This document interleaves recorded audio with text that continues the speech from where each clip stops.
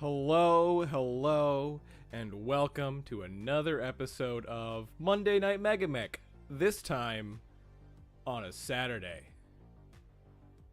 I missed this most recent Monday just due an awful day of work and other things going on. I wanted to do a makeup stream, and then of course Catalyst Game Labs makes some big announcements as part of Adepticon. And I had to jump in, record a podcast, and sort of make some plans with the community, and kind of some other adjustments to figure out what exactly my response to that will be. We are going to have a podcast episode. It's already recorded. It's pretty much already edited. It's going to be coming out Monday, if not possibly tomorrow instead. So there's an episode already recorded.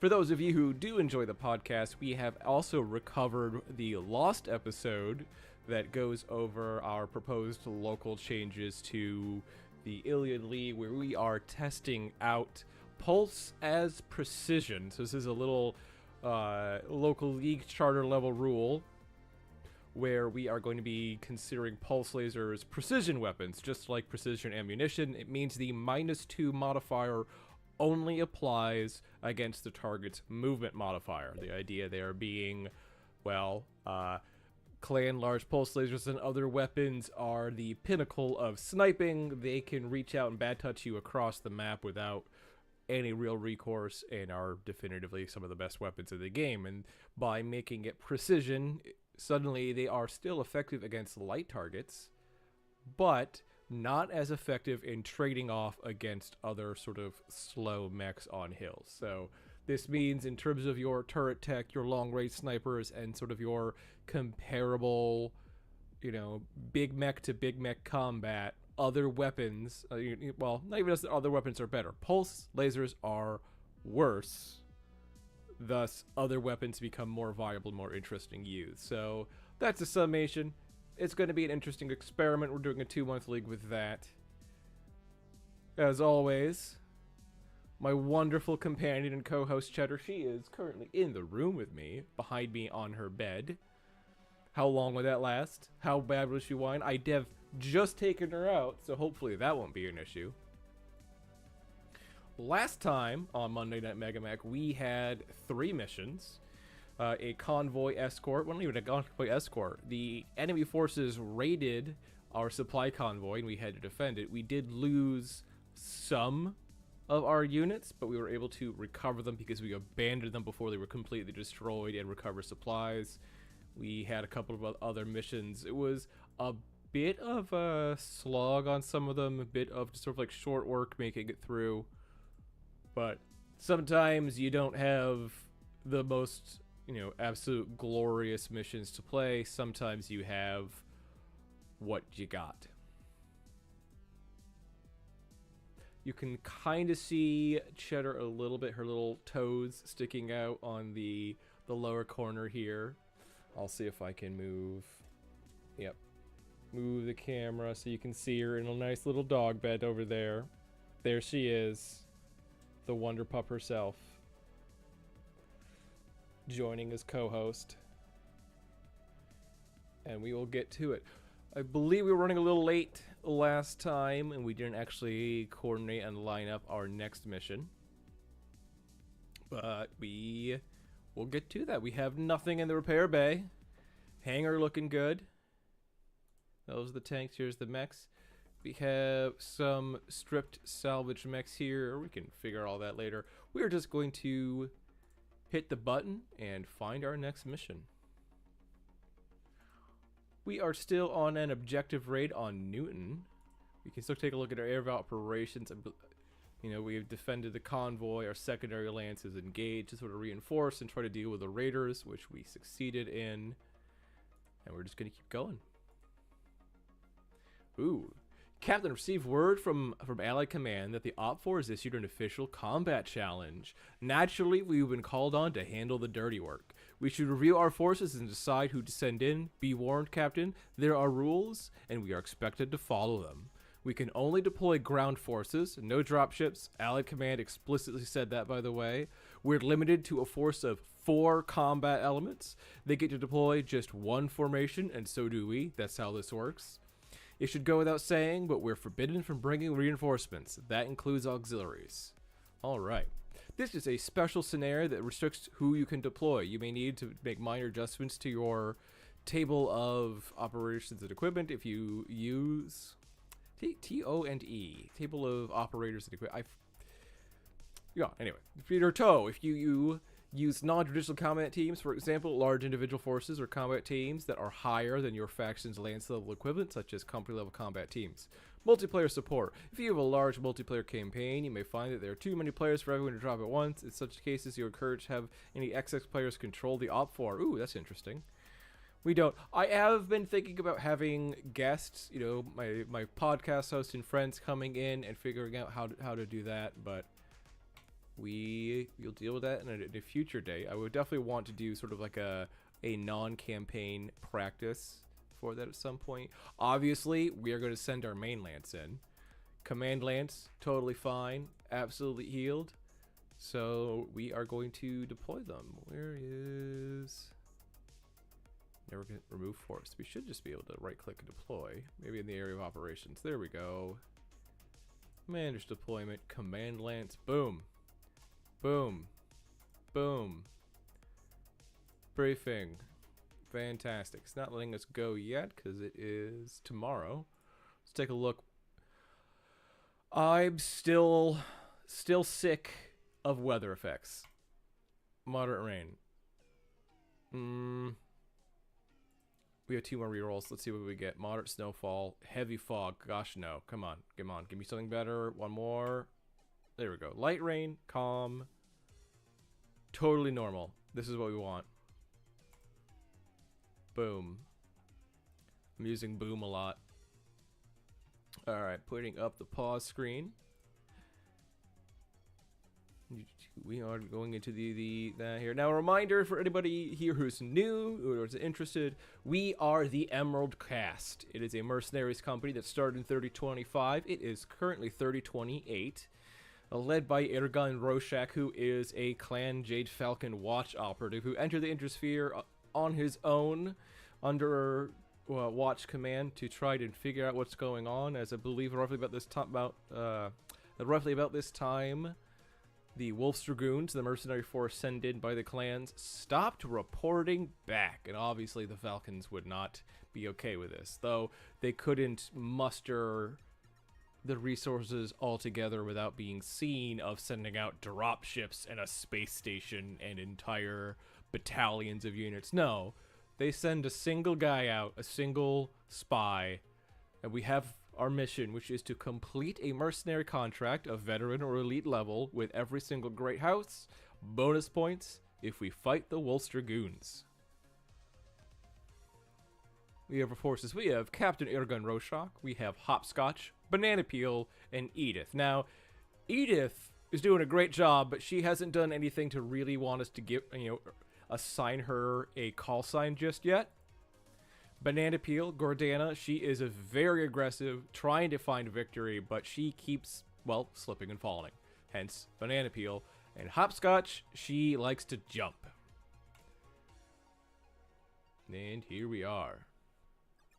Let's adjust the size of my screen here so you can see some of the buttons on the bottom. There we go. So this is a duel. These are often pretty interesting missions. This is like a randomly generated map. I think they're going to spawn up on the north. We are on the south, and oh boy, there is an entire river. No hills, so these trees are going to block line of sight. So we probably want to cross over in here or over in here, because this is going to be a pain in the butt. This area over on the left-hand side here. I wish I had a better way to illustrate. I wonder if there's a draw on the screen so you guys can see it, like app or widget for OSB or OBS, I should say, that I could use. But That is a note for my future self on another day. We're just going to deploy everyone right over here in the corner and run forward to try to get line of sight on our enemy. Done. Our turn to move. Your gun is going to sprint forward and take the lead and get visuals. Yes, I want to sprint. Sprinting means you can't shoot, but we are okay with that. Alright. Ooh. We are missing the nameplate. Right, because we didn't have these things. Okay, Gordana is in the Crusader. Sherry Hopscotch is in the Ostrock. Ergun Captain is in the Marauder. So all of that is up there. So on the upper right hand side of the screen, you'll see what I call my little nameplate with enlarged pictures of all of the sort of like the mechs in there. So you can see as we play along their little health bar move. Give you guys some information on that. But in any case, we have Hopscotch. We're going to have Hopscotch just run forward H. The longbow is definitely going to sprint. Actually, no, that was Gordana. This is the longbow who could have possibly sprinted there, but I got distracted. Alright, so Ergon obviously can't shoot because he sprinted. We have Lumpy here. Lumpy is the first enemy we've seen. This is another Ostrock. Ostsoul, excuse me. One of the Osts. It's one of the Osts. We can take a look here. Ostsoul at gunnery 2-3. Okay, 2 large lasers. This is potentially going to be a problem, something interesting to deal with. The BV for their force versus ours is actually a pretty close match. That looks like possibly a Victor. Is that a Merlin? Judgment the Merlin. Another 2-3. Okay. This is going to be intense. Approximately equal BV, approximately equal skill. Judgment is 1 hex out of range of the PPC. Darn. Gordana sprinted, even though he didn't actually intend her to sprint, but it just fits. The one shot we might have, nope, because the longbow, yep, out of range, out of sight. So we've got nothing. They've got nothing. We are moving on to round 2. In which case, yeah, we're going to move the longbow forward first. We should also review the SPAs here. Yeah, your gun as our main character as natural aptitude piloting and natural aptitude gunnery, meaning for piloting and gunnery checks, he rolls 3d6 and picks the highest 2. Very good ability. Gordana Banana has currently nothing. Nothing but edge. We got to get her something interesting, but we'll see how much, you know, where she goes in terms of skill. I do think, considering her weapon loadout, PPC, medium lasers, machine guns, and an SRM, I believe with Inferno. Yeah, 2 SRMs, does have Inferno ammo. That could possibly be important here. She's going to want to get in a little bit closer because all she, you know, she does have the PPC. She's not going to be the kind of person who wants to get in these heavy woods here and snipe. She's going to want to get in and fight. So we are actually going to have her sprint again to hopefully have these woods shield her from everything except for Tercel here. Who is Tercel? That looks like an Orion. And it is an Orion. Another 2-3. Okay, with an AC-10. This thing I have concerns about as a heavy mech at a 2-3 with lots of armor. AC-10s are pretty gosh darn good in intro tech, so we're going to figure this out. But yeah, we're going to do that. Hopscotch. So Hopscotch, very important. She has the jumping jack ability. Not the hopping jack, the jumping jack. So she does not take the full +3 shooting penalty for, well, jumping. So if she jumps 5 into this heavy woods, she's going to be more accurate than she otherwise would be. Now, I didn't give her that. She randomly spawned with that. And her gun here. Yeah, move into the woods. Easy choice.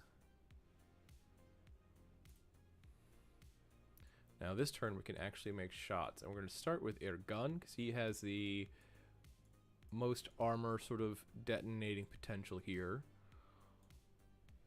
Alright, PPC, same range brackets. We have Judgment here.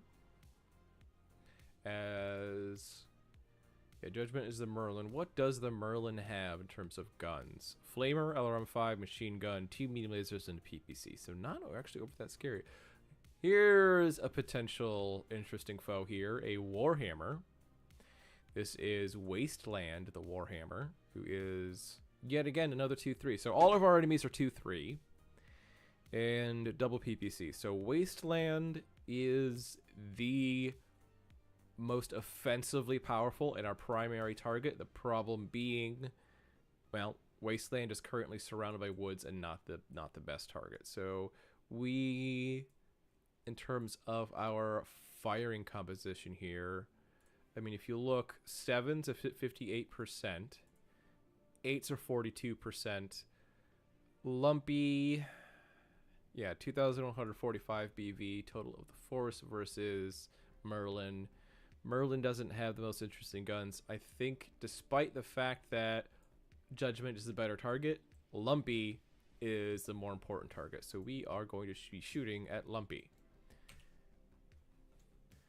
That said, yeah, our gun ran. So he's shooting at 52s and 68s. That is a big jump.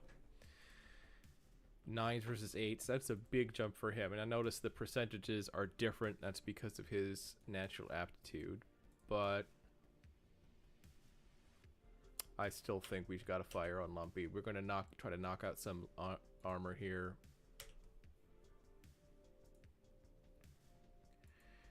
Hopscotch, you jumped, which builds some heat.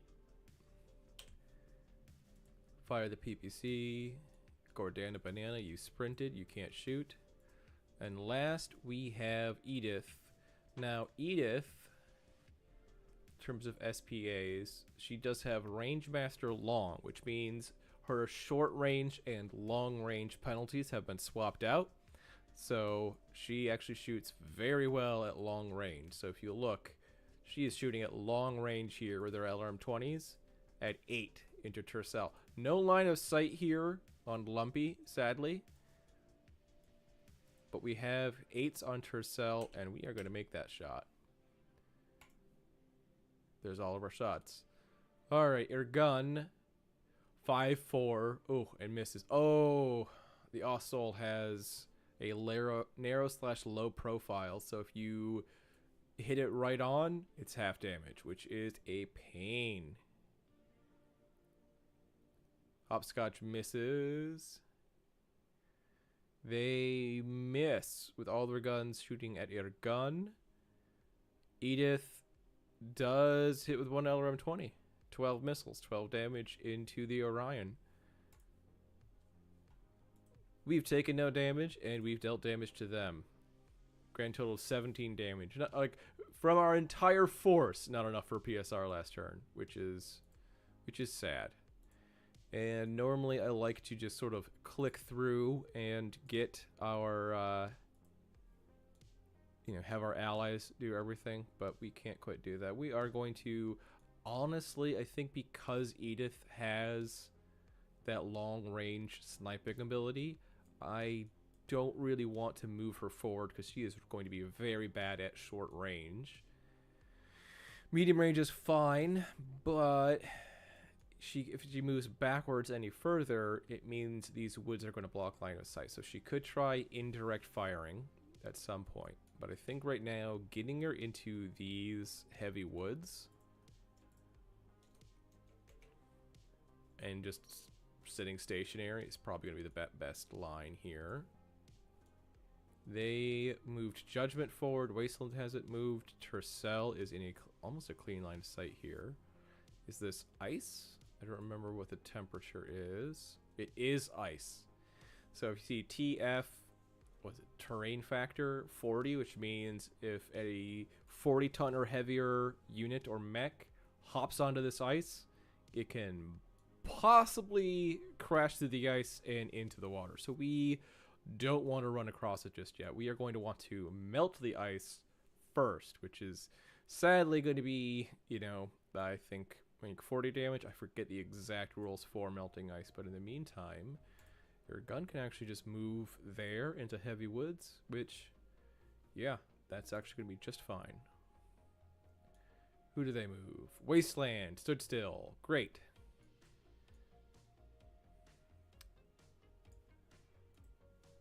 Alright. I think jumping to eventually get in a position to jump there, we'll plan 2 jumps ahead. So we want to be able to jump 5 hexes, 1, 2, 3, 4, 5, into this woods next turn. That kind of makes us a target, but that is a 3 TMM. And that is pretty good. I mean, Judgment here has a PPC. 1, 2, 3, 4, 5, 6, 7. That is medium range, so we're fine. Yeah, we're going to play that a little risky there. And plan some moves ahead here. Gordana Banana.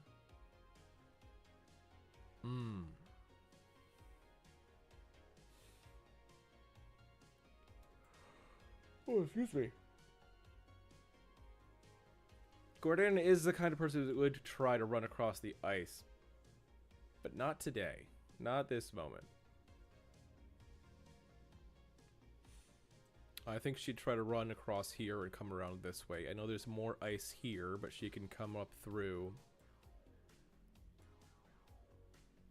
Yeah, she's going to sort of try to make an interesting move and go across here.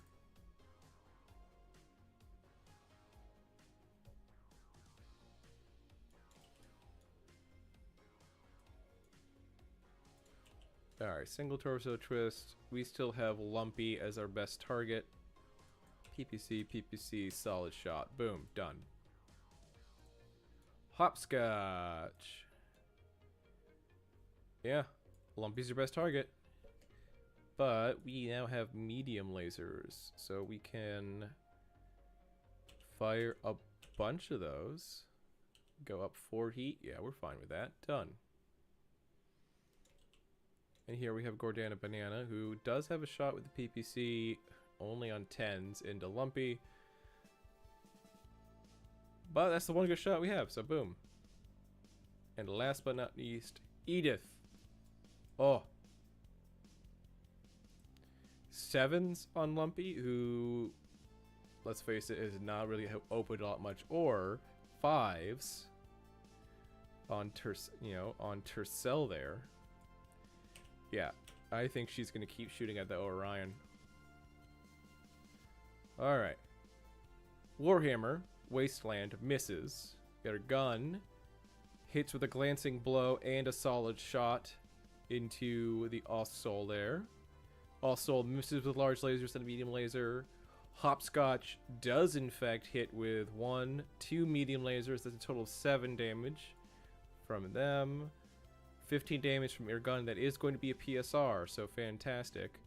Merlin hits with all glancing blows. So we have our own, well, we have an Ostrock, which is, what the difference between Ostrock and Ostsoul, they're Osts, they're very similar, but they both have glancing blow ability, and we can see here, needs 9, rolls 9, needs 11, rolls 12, needs 11, rolls 11. So this Merlin is very lucky and hits here. LRM did not get a glancing blow, but it's only LRM 5. So it's 3 damage, 2 damage, 2 damage, 5 damage. So, you know, we're all right here. I forgot that the Ostrock has narrow low profile. Extra benefit.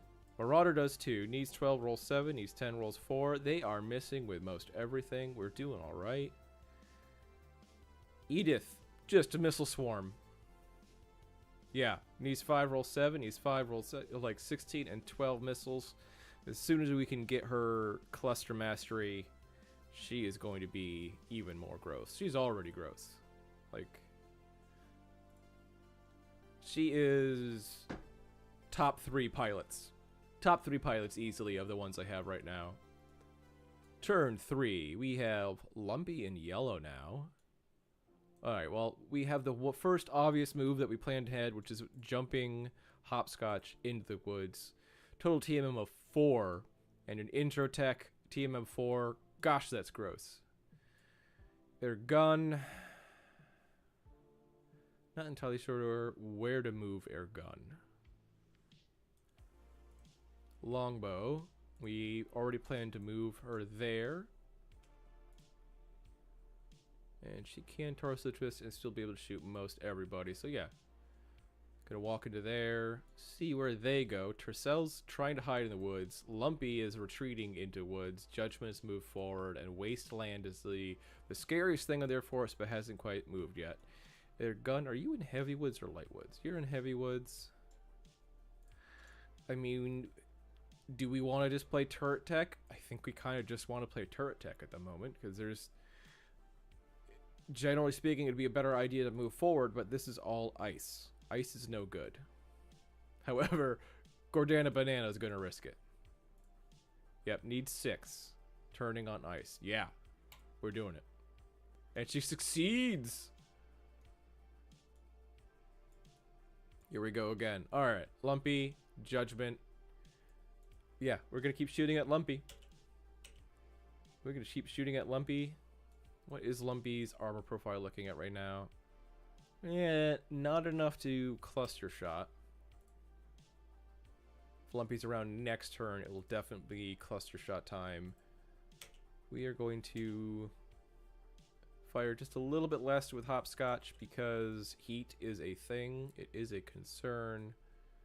Gordana does have a shot in sight with the PPC, so we're going to add that. Last but not least, Edith, who had previously been shooting at Tercell, but Tercell is not a shot anymore. But we do have Lumpy. And hopefully, between Air Gun and Hopscotch, Lumpy has a bit more armor opened up so we can hit with clusters on the LRMs. Done. I am probably going to try to switch her from LRM 20s to LRM 15s. Just those are so much more ammo efficient. But we will do that later. Alright, Air Gun hits with 25 damage right there. Only one weapon is glancing, so we have broken into internal structure on the left arm, 7 armor, 12 armor on the center torso and right torso. Lumpy misses. Hopscotch misses. Judgment the Merlin hits with a glancing LRM 5 blow. Oh goodness. Still 3 damage. Gordana Banana misses. Tercell misses. And Edith needs 7, roll 6. Needs 7, roll 7. Gets a glancing blow. Only 6 missiles. So not overly impressive. We do get a PSR. Needs a 3. Rolls 2. Falls. Excellent.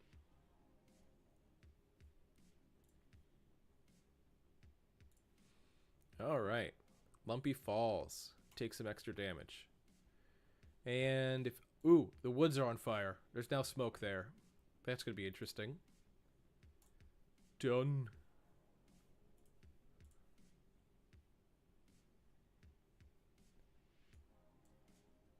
Alright. New turn. B1 initiative. Tercell literally did nothing. So, Gordana, you're going to go forward. You're going to sprint into those woods to put you in a position to move forward. You're going to try to get close to Tercell. That's your new mission.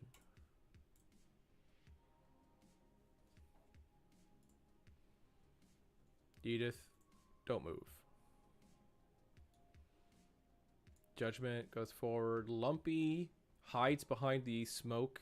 So if you look here, say with Air Gun, we can do this and see line of sight. And see, yeah, POV on 1 intervening light woods. It's not including the smoke, interesting. Oh, there's no smoke there. Light woods, thin snow, light smoke. Yeah. So, oh, because it's in smoke, it's not blocking line of sight yet. This fire... Yep, it's got a little fire icon, so it's lit up. But there's no smoke. Smoke is this weird texture right there. Alright. I'm really hoping at some point they add more texture packs to MegaMek, and we get some more cool things here. I like this one, but it could definitely be better. All right, Ergon. I mean, Ergon, you're in heavy woods, and hopscotch.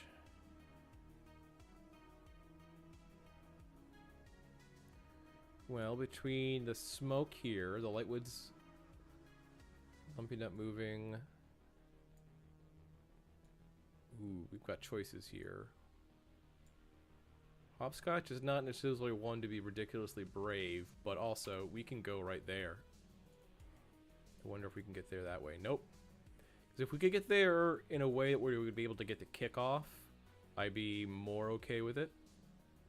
Because this amount of woods would block line of sight from there. But considering from here we can jump around and start playing with Wasteland, I do think this is a good move. We have 7 hexes. Lumpy is in not good shape. Ran, not enough heat to affect things, but I think I'm okay with this. We're doing it.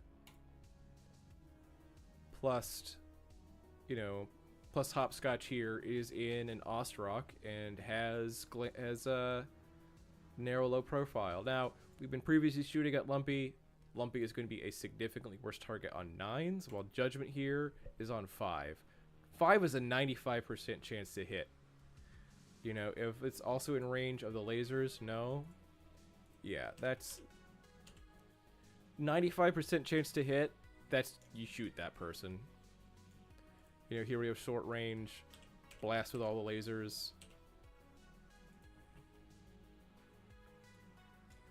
Recently, an article came out from Goonhammer. Goonhammer is mostly known for Warhammer, but does do some articles on BattleTech. And they were talking about their advice in competitive play is you pick a target and you just alpha strike into that target, even if it's not the best numbers, until it's dead, instead of just shooting at the best numbers, which is an okay way if you're just playing deathmatch and not necessarily playing for objectives. But there are situations where, are we going to keep shooting at Lumpy if they are objectively worse numbers? We're going to be dealing less damage overall. Yes, there is sort of like the mentality of eliminating a target first, so that eliminates damage off the board. But because often in BattleTech, as a unit takes damage, you're eliminating components, it's a bit more complex. I would like to keep shooting at Lumpy, but there's such a differential there that, you know, like, we're talking about, oh yeah, sprinted. Torso twist, like, no sight, can't shoot, no sight, can't shoot. Judgment is being shot on a lot, but 3s. 97% chance to hit. Like, that is easy. Alright, our gun hits with everything.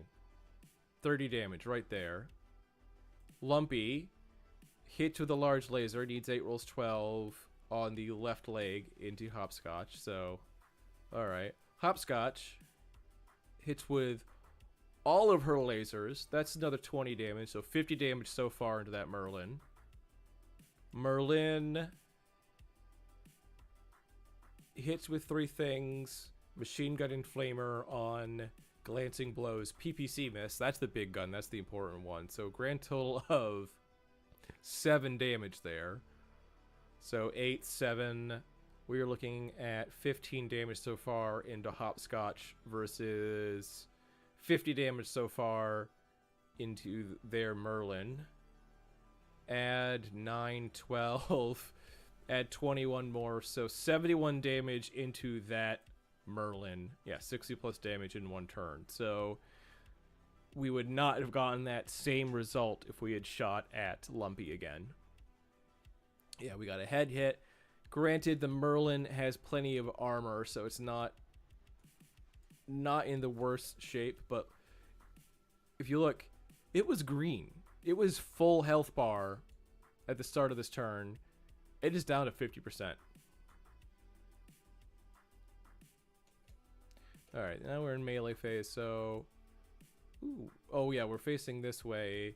We can actually get a punch off. 2 punches because we torso twisted. Yes! Gordana, nothing. Longbow, nothing. Punches on 5. 1 hit. It's not to the head. We did just get a head hit on the Merlin, so that could have been gross, but We stripped armor on the left arm. They are 89%. We are at 98%. We are doing all right. Longbow, don't move. You're in heavy woods. And you know what? Let's keep playing turret tech. Ergun, you just stay in the woods and shoot. Gordana, you are going to try and get closer to Tercel here. And this puts you in 3 hexes. 3 hexes is where you want to be in short range for the SRMs and medium lasers, so we're good that. Gordana can shoot. And now we have Hopscotch. It looks like the Merlin Judgment is hiding over here. Lumpy is there. Wasteland is right there. I would love to be able to jump Hopscotch behind Wasteland and do some fun things that way, but we are going to have Hopscotch do this and go after Judgment. So let's start with those shots because that's going to be obvious. And, ooh, 11's because of minimum range. I was thinking, oh, well, Alpha Strike, but no, we're not. No, we're not. We're just going to fire the lasers. That overheats us by a bit, but I'm okay with that. Lots of woods between Tercel, but less woods between Lumpy. We're looking at 8s versus 9s. We do want to keep going after Lumpy now, and I think this is the point to start doing cluster shots because there might be some open locations soon. Gordana Banana is going to shoot the medium lasers, machine guns, and the SRM-6. Yeah, the Orion here, I don't know if you guys can't probably see it because it's down on the bottom. No, you can't see it. So the Orion is shooting a medium laser and machine gun. It is not shooting enough to build heat, so we are not even going to consider the Inferno rounds. We're just going to fire regular SRMs at this thing. And last but not least, our glorious missile sniper has no shots. We should have looked at her first to see if we could have spotted for indirect fire anywhere, but nope. Nope, she's got no shots now. Alright. Their most terrifying unit, Wasteland, misses with everything.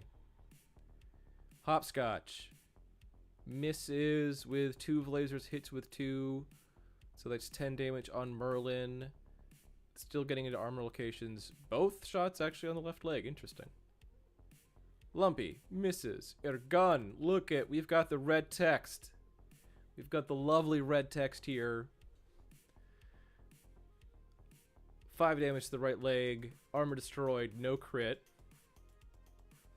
And we've got a crit on the foot and the upper leg actuator from the LB. Perfect. This was the right move to use the LB. Alright. Merlin shooting at Hopscotch. Hits with a machine gun. Gets a glancing blow. 1 damage. Beautiful. Beautiful. Yeah, so if you're playing with quirks, quirks are broken. Don't play quirks if you're playing competitively. They're just bad. But when you're playing something like this, it's kind of fun. Gordana. Oh, a head hit with a medium laser and then misses. Lots and lots of misses. Boo. Returning fire. The Orion hits with the 2 medium lasers. So Gordana did not come out positive with that exchange, but we are doing alright. No melee attacks there. We have 2 punches or kick. The Merlin has already taken a head hit, which means I actually want to punch. Punch on 8s. Or, well, what does the armor profile on the Merlin's legs look like? So, both are very weak. It's facing that direction. We're on the left side, so we are definitively going to kick the left leg. That will go internal, so where's the kick button? Oh, there it is. Kick. Yeah, kick on 6s. Definitely going to hit the left leg, go internal. I like going for head hits, but when you're definitely going... Yeah, see? Critical on the hip. Goes internal. This is what we knew was going to happen.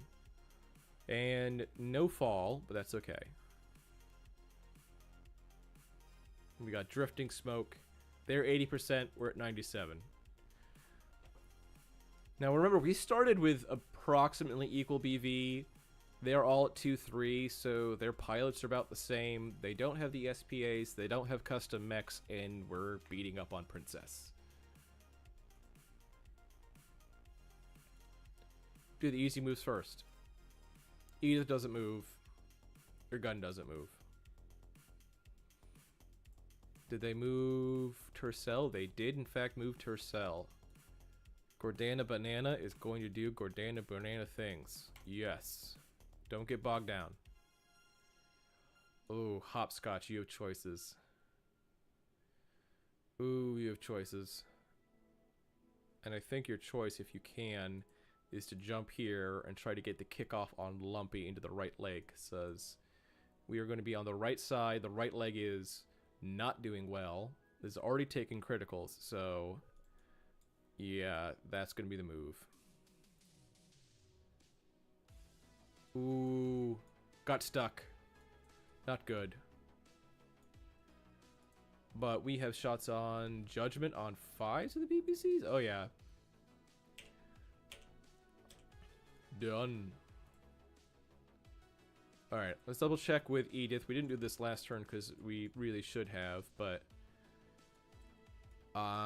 yeah, we've got 9s there and 3s there. 3, that's the obvious choice. Now, nothing in range of the beacon lasers. Done. Obvious shot is obvious. Boom. We're going to try to conserve heat to try to alpha strike into the Warhammer. So we're just going to fire the one medium laser. We're there to punch and kick. Gordana Banana, however, PPC on 10? No. Everything else? Yes.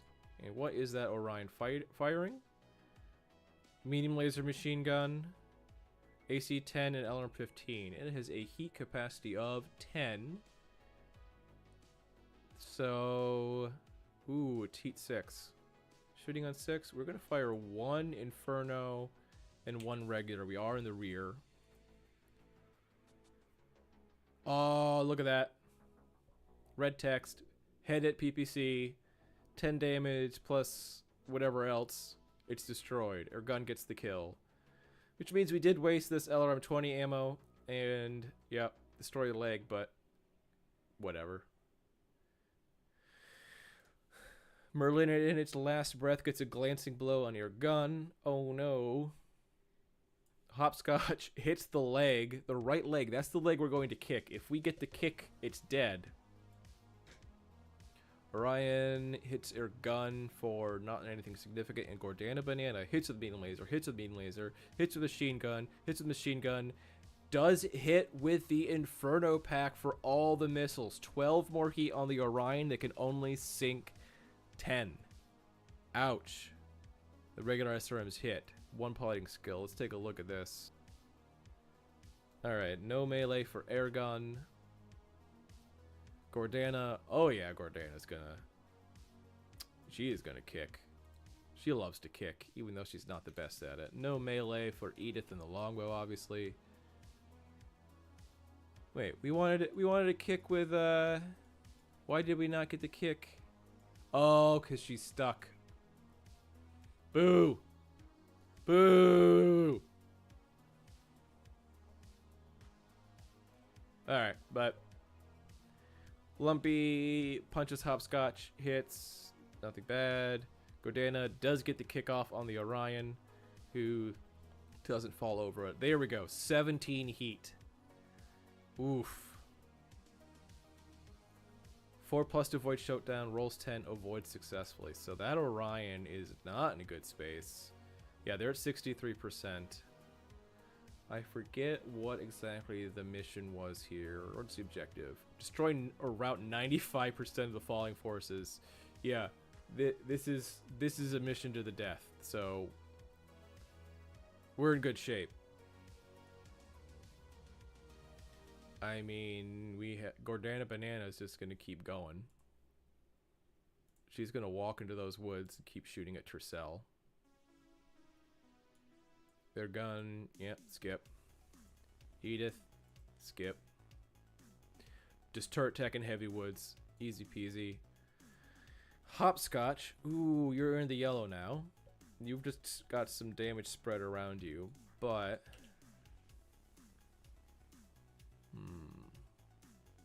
choices. Lumpy is not doing great, but still has all the rear armor. That is a 5 into woods there. I do think we're going to go ahead and jump here and try to get the rear shots on that Warhammer. We got to focus on that Warhammer. That's exactly what we're going to do. Fire! Fire!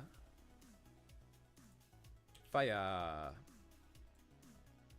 And do we want to build some heat? Secondary shots on the Orion? No, we do not. Alright, and here we go here. Yep, we're going to Alpha Strike into the rear. We're going to gain some heat. We're going to hit 13 heat. Not enough for a shutdown check, but still a lot. Hopefully we don't get an engine hit. Gordana. We definitely want... Yeah, Inferno's on 92%. We just want the one Inferno. And yeah, you're just going to Alpha Strike into the rear of that thing. And Edith has some choices.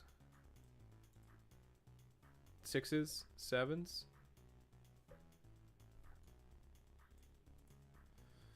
The thing is, the Orion's at 17 heat. If we hit with that with the Infernos, it cannot possibly cool down, generally speaking, and it is actually shooting. Or is it? No, it's not shooting. So we just got to keep it up heat, and it's not going to be particularly useful. So it's not going to be a primary target for shots right now. Alright. PPC hit glancing blow against their gun. 5 damage, no worries. Your gun hits it for 30, so that's a 5 to 30 damage trade. Totally fine. Lumpy, miss with a large laser. Glancing with a medium laser. Miss with the medium laser. We're totally fine there. Hopscotch, shooting at the rear of that Warhammer. We have... Oh, beautiful. Red text is nice. Look at this. 5 damage left torso rear, 5 damage right torso rear, 5 damage left torso rear. Armor destroyed. Triple crit on machine gun, medium laser, and small laser. We don't get ammo. We don't get explodium. But that is a good start. Then we have Gordana in the rear of that Orion again. We get an engine, standard gyro, and engine, and Infernos. Ooh, it's already at 17 heat. Has 10 heat sinks. We're looking at ammo explosion territory here on that thing, because each of those engine hits is 10 more heat. Infernos, 12 more heat. I don't think engines count. Yeah, engines are not external sources, so that's 22 more heat. Already at 17 heat, can only sink 10. Oof. I know it doesn't matter, it's destroyed. Alright. Oh gosh. It just continues. It just continues the pain. Oh, that Orion is not even gonna be good salvage. And longbow, head hit, and some nice other damage. Boom. Alright, they're at 36%. Alright, Gordana, you are kind of overheating. You're going to risk it here and see if we can't get you in range to Infernos on a Warhammer. Boom. Edith, you don't need to move. You're a longbow with a range master. You find a spot and then you don't move unless stuff gets close. Hopscotch, you are at 13 out of 14 heat. You're not going to cool off. You might not want to jump again into here, but... Oh... That is, if you succeed, a right leg kick into Lumpy and possible rear shots on Wasteland. We're doing it. Not stuck. Get the kick, and their gun don't move. Alright, this could be the last round. Oh no, did we get stuck again? Oh, we got stuck again. We lost the kick. Boo. Oh well. We, I think, are actually going to shoot at Lumpy. Just because of the openness. Just to try to get something here. And yeah, see, he built 4 over already. We haven't even shot anything. So we're going to skip. We're going to try to cool off. And here we go. SRMs. Yes. We're going to shoot both on Inferno into that thing, because that is a Warhammer. It's can't shoot its primary weapons. It's double PPCs without overheating. If we can deal heat damage to it, it is not going to be happy. We are at 9 out of 18 heat. We will fire the PPC. No, we won't. We will fire medium lasers and the Infernos. That puts us 5 over? No. We'll fire 1 medium laser and then the Infernos. Yeah, that's 2 over. We're good. We just don't want to lose movement. We don't want to hit that 5 heat threshold. Last but not least, Edith. Missiles. Only target is Lumpy, but that's on 5s. Lumpy's probably dead. Let's see what happens here. Wasteland is finally actually dealing some damage. 20 damage into Gordana Banana. Their gun deals some nasty damage getting internal here. On Lumpy, we got an engine hit, we got a shoulder hit, and a head hit. Right, the engine hit is really bad because that Ossault is not heat efficient. Speaking of, the Ossault shoots a large laser and 2 medium lasers at Hopscotch, misses with the large, hits everything. How is it 5? Target stuck in swamp. Yep. That's why. There we go. We hit with 1 of the Infernos. 8 more heat into that Warhammer. And that Warhammer made some shots here. 2 PPCs. So it had, what, 4 heat, sinks 18, builds 20. Like that is, he's going to be cooking. He's going to be cooking. And longbow into internal, but no criticals here. And nobody falls. All right. All right, no melee for your gun. Can we punch? Double punch. Yes. No melee there. Boom. All right. Lumpy tries to punch, misses. Hopscotch punches, double hits, crits the large laser and medium laser. Look at that. Lovely. I wanted head hits because it's already taken head hit. Yeah, see? 18 heat on that Warhammer. Needs 6, roll 6. Doesn't shut down. But that is going to be victory. I think we can... This is going to be a moment where we're playing RPG rules here. We would call for their surrender. Right? We're supposed to just get them to 95%. That Warhammer's doomed. Right? 18 heat. Lumpy's doomed, right? Movement 2-3, it can't escape. It's crippled. I'm calling it. I'm calling a slash victory here. We're a mercenary company. We want salvage. Done. Yeah.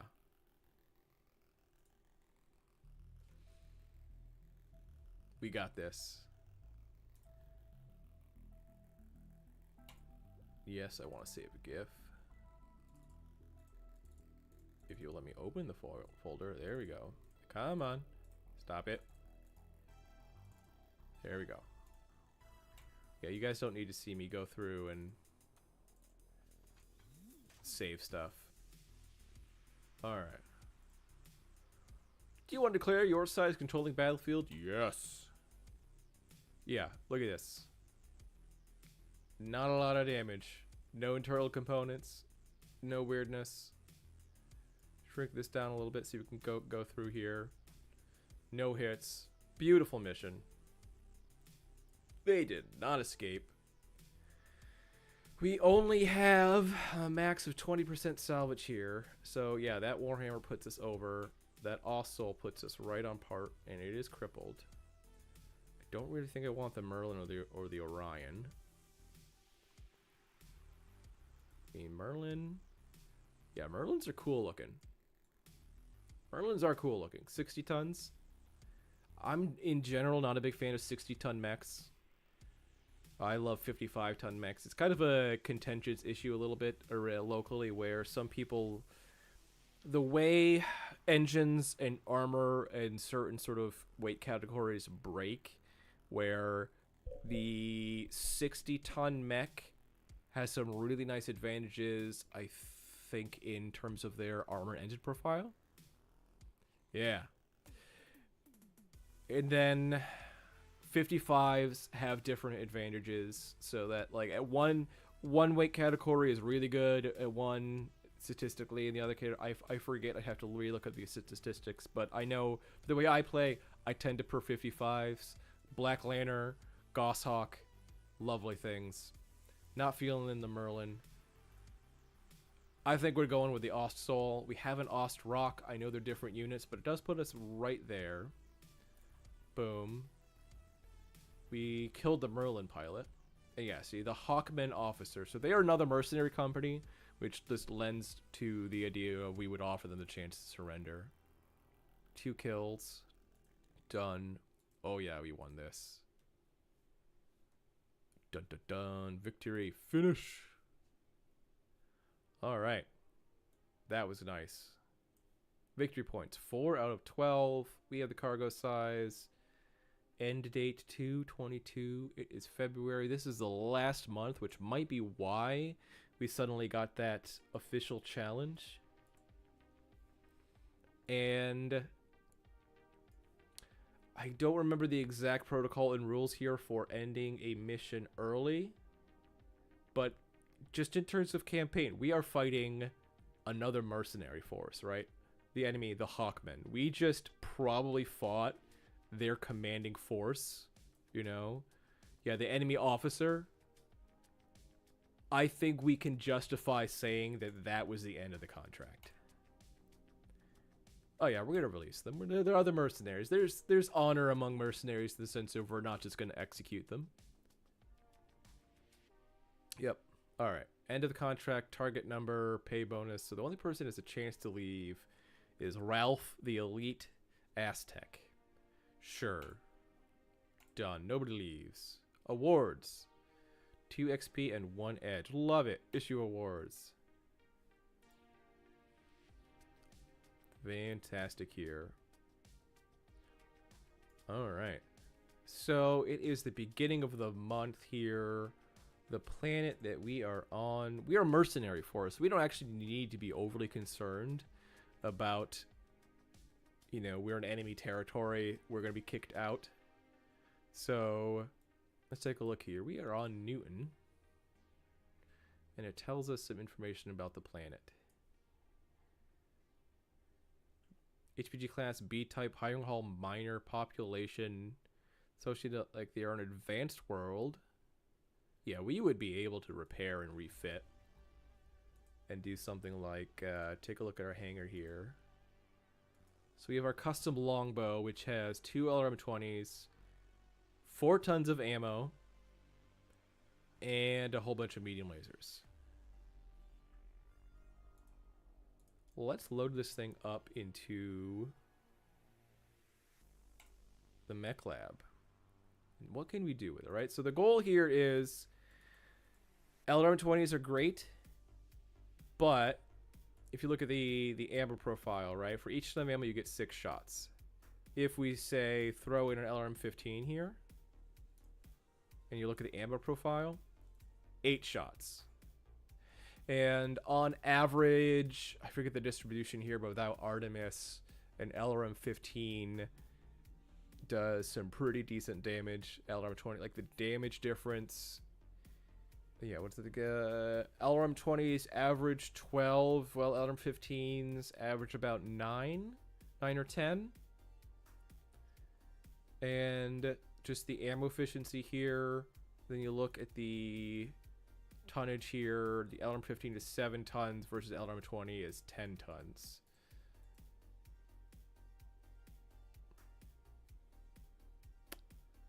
But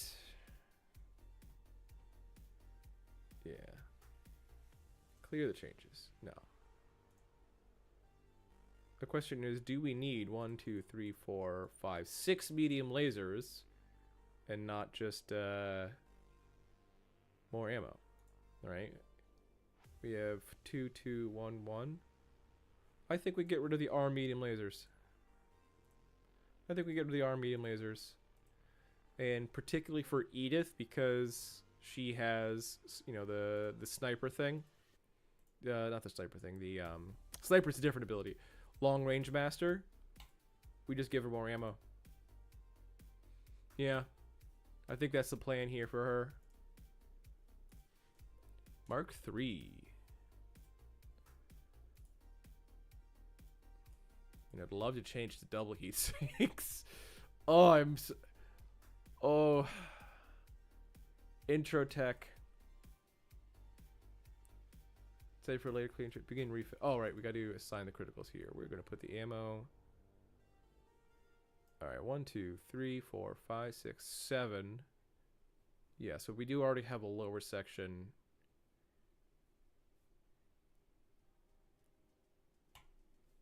Yeah. We'll put this extra ammo in the arms.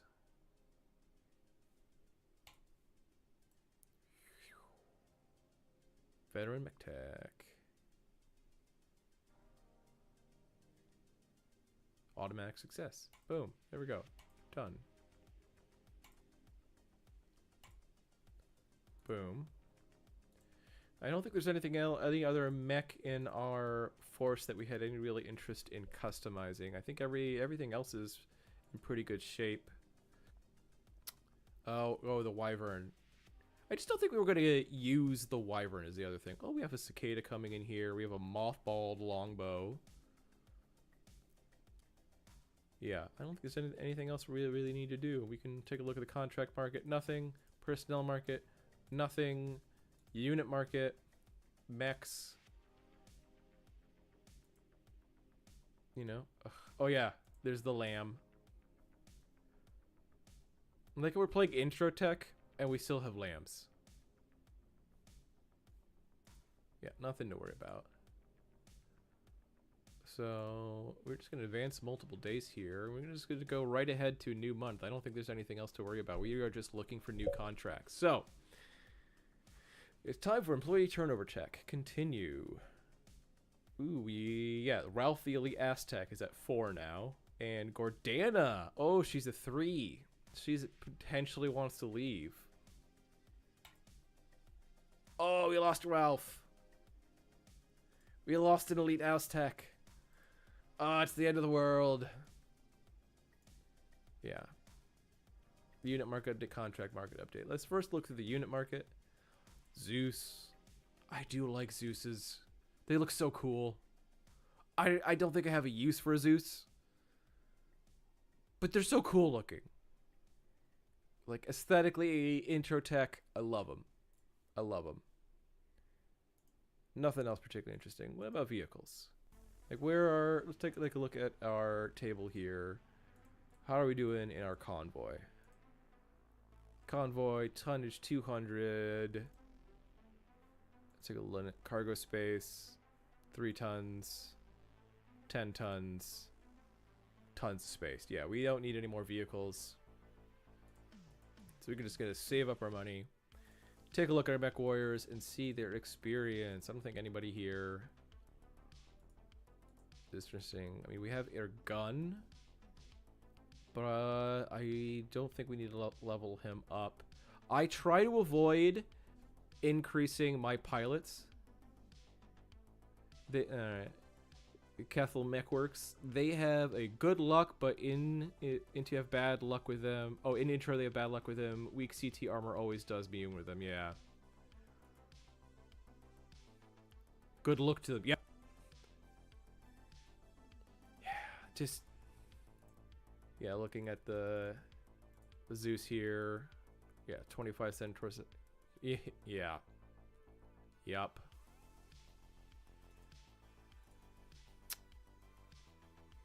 They're just so cool looking.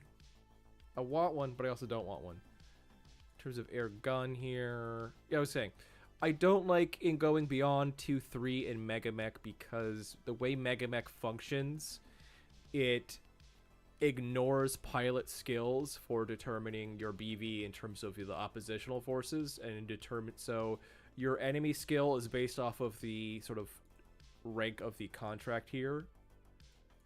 You know, whether their enemy forces are veteran, elite, and so on. So it's very important to pay attention to this area right here. Enemy experience equipment, regular. That's why you'll notice here the engagement, you know, our force is about 9,000 BV. Oh, yeah, this is a different one. We're on Newton, right? This is the only one. Yeah, so Newton was regular, official challenge. We're about 9,000. They're almost at 9,000, and they're all at 2-3. They tend to balance based off of your initial BV. So if you start bringing all like 0-1 pilots, you're probably in a situation where you're going to potentially steamroll, and it means you're not necessarily going to have a challenge when you start facing elite forces. Because you saw right there, it was supposedly on parity, and we basically beat up the computer. So I like staying at 2-3 and using any experience gained from there on SPAs to make things more interesting after that. Because you can effectively become a 0-1 at a 2-3 from SPAs. Alright, so actually before we go back to this, let's take a look here at our contracts. We have completed 3. So, garrison duty. We were employed by the Lyran Commonwealth against the Draconis Combine. The Recon Raid, we were employed against the Draconis Combine against the Federated Suns. And on Newton, we were deployed by the Federated Suns against the Hawkmen. So a mercenary force. So in theory, if we continue the pattern, we would be employed by the Hawkmen next. I don't think that can happen. But, what do we got? Employer, Federated Suns, Compelling Confederation, I think it really is the next. So if you go clockwise on the map, it's Compelling Confederation, it's Lyran Commonwealth, the Draconis Combine, Federated Suns, Compelling Confederation. So this is what we want. And, ooh.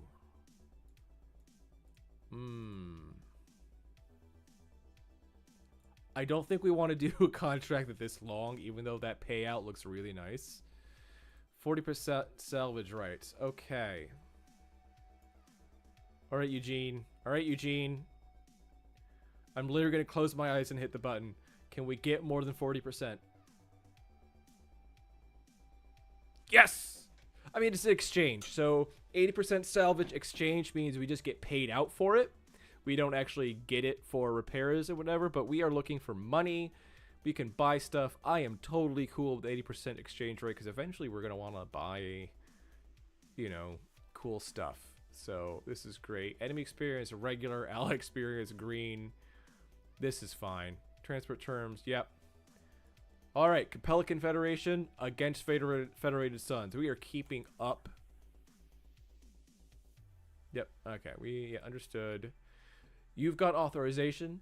I'm Mike Sturm, overseeing your activity. Let's be clear. This is cooperation, not trust. There's a difference. Plans are in place to integrate your unit into our logistics network. Surplus supplies will be redirected your way monthly, but distribution will be need-based. Frontline units with the heaviest attrition get priority.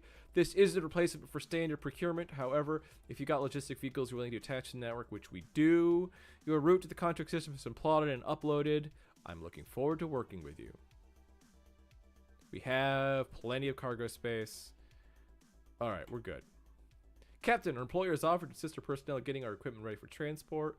We're actually going to decline because I actually didn't check the mech bay, but we see the journey will take us approximately 72 days and cost a lot of sea bills. Would you accept that? Yes. All right, MASH facilities. Here we go. These aren't the actual costs. I forget what they are. I have to re-look into through another campaign, but we're just going to buy one of each and confirm. There we go. Are you sure? Yes. Close. So this means, I mean, we still have the hangar here. We still have a lot of repairs and other things to go through. It's been a minute. Do we have a dropship? We do not have a dropship. So we are... That's why we need money. We need to buy our own dropship eventually, and dropships are expensive. Yep, look at that. This isn't even a dropship we want. I'm just assuming here. Yeah, cargo space, 1,000 tons. This is just a cargo Aerodyne dropship. And we are less than a third of the way through here. I knew we have another one. This one has an infantry and light vehicle bay, but no mech bay, and it is 305 million C-bills. So we are not even close to buying a dropship. But we do have repairs to make. And parts to acquire. There we go. And we're going to hit the advanced multiple. I like getting the new week button. I know we have 72 days to go through. But that's 10 clicks, effectively. Well, we have a moment here. Let's double check. Is there anything... Oh, we could customize the Wyvern while we're at it. That thing does not need an LRM-10. Or... Let's just look at the mechs. What have we got? We do have the Cicada. 812 carrying capacity. Yeah. We are gonna activate the Cicada. Yep. And Grace, it jumps, but it's 6'4", 464. I'd rather have the Cicada, I think. So we are going to retire. I just don't like the Wyvern. Just don't like the Wyvern. So Grace. Send unit as pilot mech, medium, Cicada. Boom. Add unit, mech, medium, Cicada. There we go. 2 awesome Cicada and a Phoenix Hawk. A non-jumping Phoenix Hawk. 6'9", and that is Winch. And Winch is great. Alright. Advance multiple days. New week.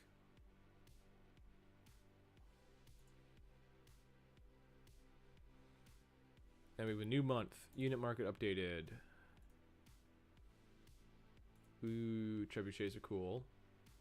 Love grasshoppers. Gosh, they're beef. Yeah, 464 on a 70 tonner is much better than the Wyvern. Oh, that's tempting. But we're saving our money. We're saving our money. We want a dropship eventually.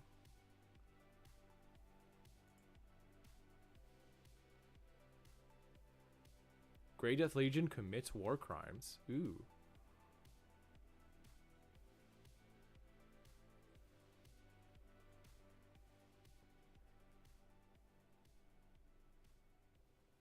Ooh. Comstar has issued a declaration stating that the mercenary unit, the Grey Death Legion, commanded by Grayson Carlisle, is now listed as wanted, and all remaining assets not with the unit have been frozen or seized. Reports indicate that a lance of Legion battle mechs destroyed a biosphere habitat on Sirius 5, causing the death of over 12 million civilians. Officials from the Free Worlds League have called for a formal inquiry of the unit as well as an immediate annulment of their contract. Bounties are expected to be issued in the next few weeks on Grayson Carlisle and his forces. Closed terminal. Well, we're already on a contract, but you know, we'd go after them. New month, unit market. Nope. Nothing I want. And we are on planet. Excellent. Let's go to the briefing here. Recon raid. Patrol, frontline. Perfect. Let's double check the hangar here. We have an Awesome that still needs repairs and an Ostrock that still needs repairs for armor. What's going on here? How are things not repaired after 72 days? Stuff is still being worked on. Alright.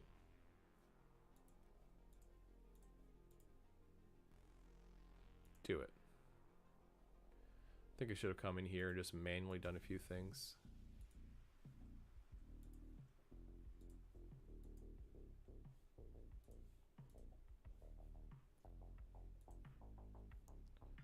Still working on it. Still working on it.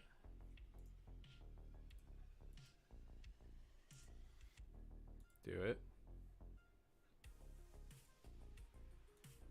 Yeah, people are just not attempting to replace their arm because it's on an 8. Keep trying.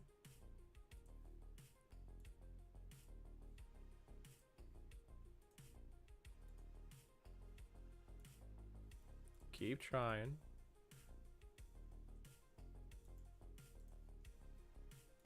Got no missions coming up.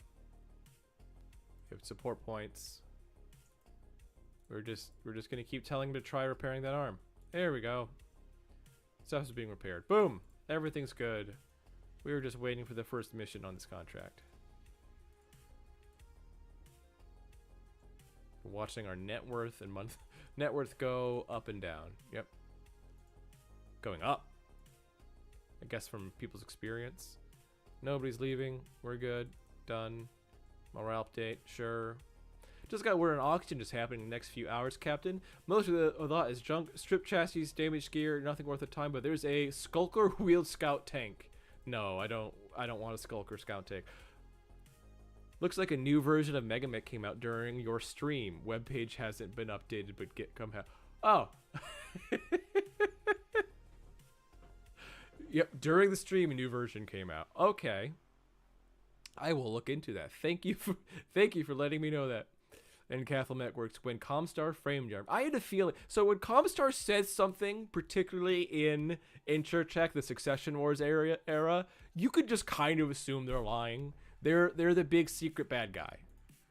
It's secret in universe. It's not secret outside. Everybody knows. Another Marauder.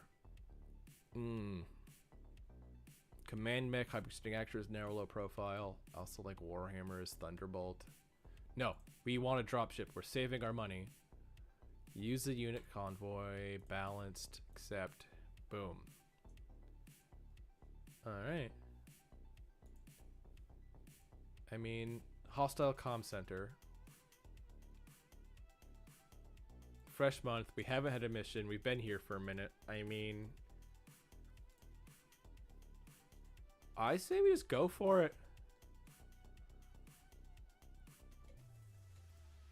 Confirm. Yeah. We're just gonna assault it straight up. And we get 1,500 BV of supports. Do we want to add Grace in this guy? Oh, we could deploy with our favorite cool guy. With Winch. Winch can join us. Yes. We're going in as a star. We're adding Winch because we can. Because Winch is awesome. Not awesome because we have awesomes, but yes. Yes, we are going through and we are assaulting. We are choosing to engage now. And this is fantastic. All right. Great. Liao Arena, jungle. This looks all fine to me. Put it the pause screen. Start. Oh, no, hold on. A hidden enemy-controlled facility has been identified for destruction. This installation is too valuable to remain in enemy hands, and its defenders must be eliminated to ensure it is no longer operational. Your mission is to destroy at least 75% of the defending forces. This is not an occupation. This is eradication. The priority is destruction, not capture. Do not concern yourself with securing the facility. The enemy will fight to protect this installation, but their defenses will crumble under sustained pressure. Crush their forces, level their defenses, and ensure that when this battle is over, the facility is of no use to anyone. The victor will control the battlefield at the end of the engagement. If the facility remains salvageable after the assault, we will destroy it. The enemy will be left with nothing but ruins. Execute with overwhelming force and leave no doubt who owns this battlefield. So the enemy mech commander has been spotted. Destroy them. The facility destroyed. 75% of turrets are destroyed. Prevent at least 75% of the designated units from leaving the area. The facility can be captured. 75% of the buildings are okay. They killed 12 million in a dome city to frame him and pretext to remove him from Helm. Carla ended up figuring out and beat Comstar to the library. Yep, this is the Helm memory core. That's what I thought.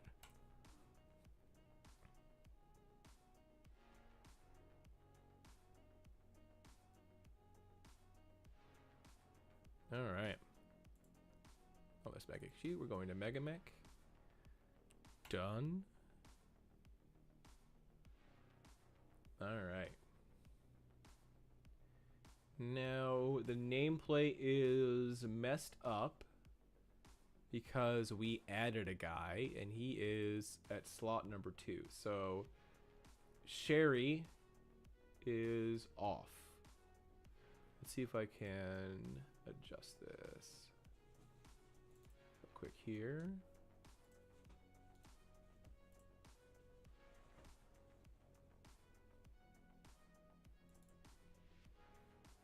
What did I do to this? Filters. Bottom. Send this down. Close. There we go. And we're going to put that above the nameplate. And we are going to slide. Not Ergon, Edith.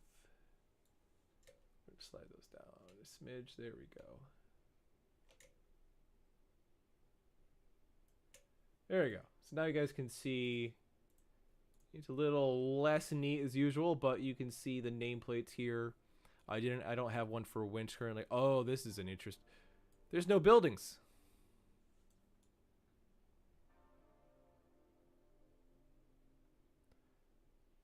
Okay. MegaMek red. So okay, this is the Capellan Arena. I'm gonna put the pause screen here. I'm going to deload that. We're gonna go back to Mech HQ.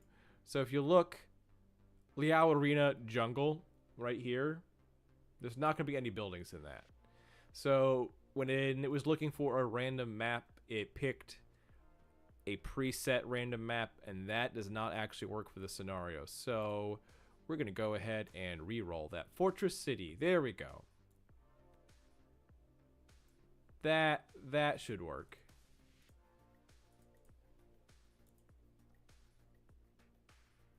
We are 2028 is the year of the Hell Memory Core. I don't think we actually start seeing any of the lost tech coming under production, but I want double heat sinks. It's not too much to ask for double heat sinks, I don't think. Raise this up so you guys can see the buttons. All right, this looks like a more appropriate city assault. I mean, it does. I don't like the fact that we're starting like in the city, and I wish it was slightly bigger. But this is definitely better than what we previously had. So our turn to deploy minefields. I'm not gonna bother. All right, done. We actually deploy on turn 2. There we go. So we're already going into turn 2. We should be deploying now. All right, we can deploy anywhere along the edge. We don't see any enemies just yet. I think the main point of entry, RPG-wise, might be out in the upper right-hand corner to have some kind of line of sight. Davian prototypes on the Super Griffin in 3020. Are you talking about freezers? I do kind of like freezers a lot because it allows you to mix single and double heat sinks, which I think is cool in terms of game mechanics. Actually, we're going to start winch right there. Boom. All right, we see stuff. Gordana, we're going to start you right there so you can run forward and do cool things. We are definitely going to want the longbow deploying so it can take advantage of long range. So honestly, let's zoom in a little bit. Height 1. Oof, okay, okay. I am right now changing that. Game board, here we go. Unit text color, map sheet color, building text color. That needs to change. That needs to change right the F now because that blue is basically freaking invisible. So we're going to I'm just going to change to white for now. Done. If you give it a second, that should change. There we go. Look at that. I can now actually read the height of buildings. So those are height 1. They're not going to block line of sight. I think if we just have Edith sitting here in direct firing, everything will be great. Their gun. Our gun, yeah, right here. Boom. And our hopscotch, our jumper. Right there. Boom. Great. The fun starts. Edith, don't move. Boom. Do we have allies that came with us? No, we do not. That's fine. Alright, Gordana Banana. Right there. Boom. Woo, look at that. Alright, take a look at enemy forces. We have Growler and Stockade. Growler is the service utility truck. That's not something to worry about. And Cataphract is Stockade. Ooh, Cataphract.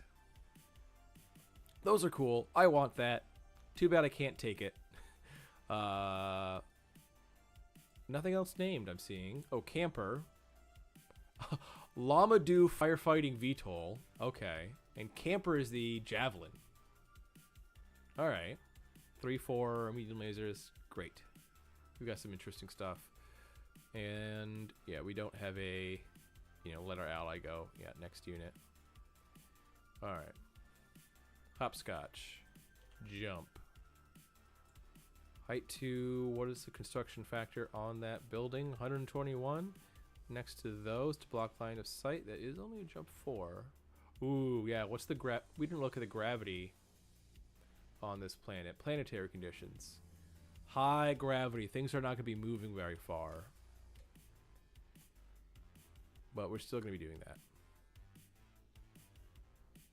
Oh, Winch, you're a hero. But your path of movement is blocked by the teeny little truck. No! Oh, we can't do anything. We can't do anything about it. Oh, and that's... Oh, okay, this is air gun. Never mind. Winch. Stockade hasn't moved. Other things haven't moved. Okay, we do want to move air gun. And air gun is actually... Yeah, it's going to walk forward 3 hexes on top of it to hopefully in-hex kick that Growler. And Winch... Winch, we like you. You do cool stuff, but we don't know where to send you right now. What have you got? Large laser, medium laser, small laser. 1, 2, 3, 4. 1, 2, 3, 4, 5. Can you go that? Can you do that? Yes, you can. You are a 5/8. Do it. Nobody fails any piloting rolls. Awesome.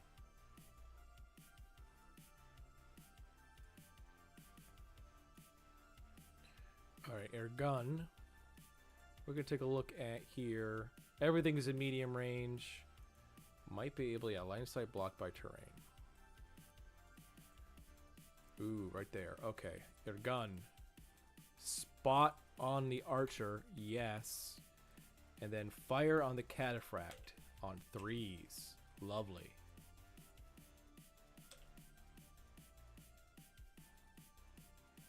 And yeah, 1 medium laser, we're adding it to it. Boom. Winch.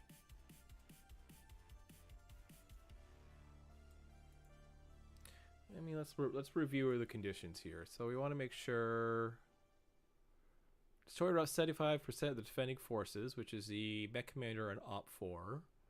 Cripple the following units from the physical on defender defense bank. All right, prevent 75% of the following enemy units from forces from escaping. The evacuating units. So that does want us to kill the firefighting VTOL. I think there's no honor in killing a firefighting VTOL. And we have things with guns to shoot at. So we're going to skip shooting that and fire on the cataphract. Or can we hit the assault sniper turret? No, line of sight blocked. Boom. Done. We're not going to overheat with that just yet. Hopscotch. You got cool shots. You got 4 medium lasers. I think we're going to shoot everything at that cataphract. It needs to go down first. Gordana Banana, though.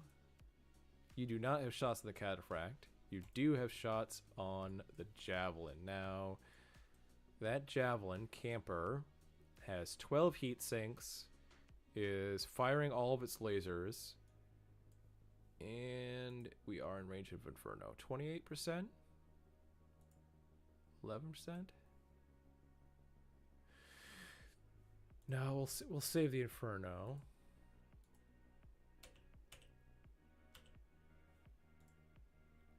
Yep. We'll save the Inferno for a minute. We are on a high gravity planet, so stuff is less accurate. And here we have 8s on indirect fire. Boom. On that archer. Bulldog medium take with AC2s. Oh no.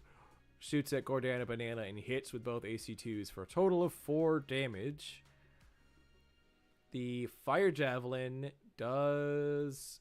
Ooh, almost hit the head. 1 edge remaining, right leg. Hits with 3 of the medium lasers. 7 on 7, 7 on 7, 7, 8. All glancing blows, so not actually any significant damage there. Their gun hits with everything. That's plenty of damage to start on that cataphract.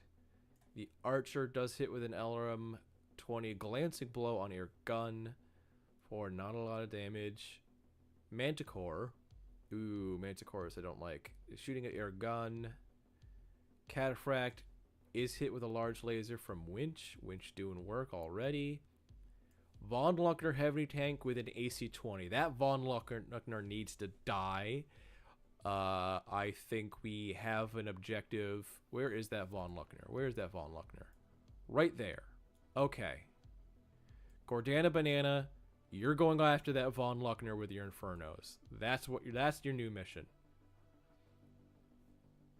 Let's go back up. Hopscotch. Ooh, look at those hits. All on the cataphract. That's great.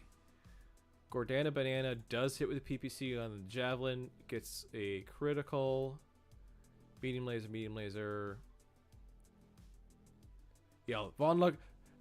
AC-20s in Intro Tech are scary. Oh, they're so scary.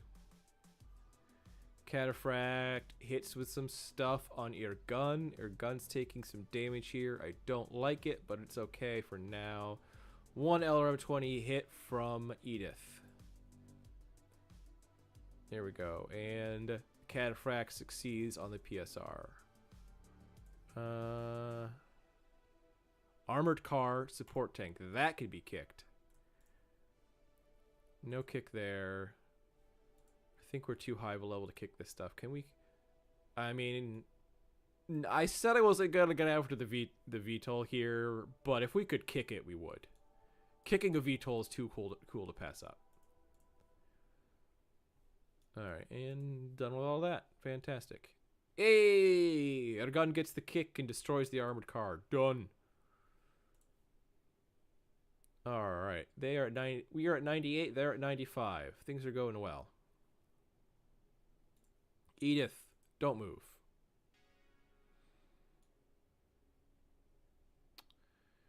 And we have to figure out what we're doing now. Next obvious move is, in fact, to jump again with Hopscotch.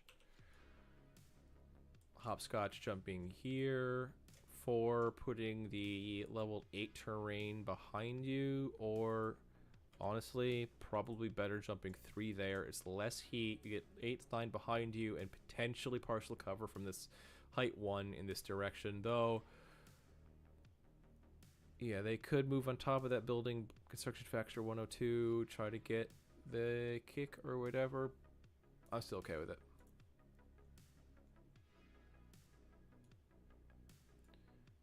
Firefighting vehicle moves there. Nothing important of theirs has actually moved to engage with. Okay, Cataphract right there. Gordana, I'm going to save you to deal with the Von Luckner. Winch. We can actually move there? But there's a Manticore and a Von Luckner. That would be breaking stacking rules. Like, you can't have 3 units in the same location. Interesting. We'll wait on you, Gordana. Your gun is up. And I think your gun's going to move there. Yes. Okay, Von Luckner, move forward. Edith, you're going to move there. Yeah, you're going to move there. 3 hexes forward. You're in short range of the rear of the Von Luckner. Done. And that means winch. Okay, if you leg damage there, no, actually not all that much damage to report. That's interesting over there.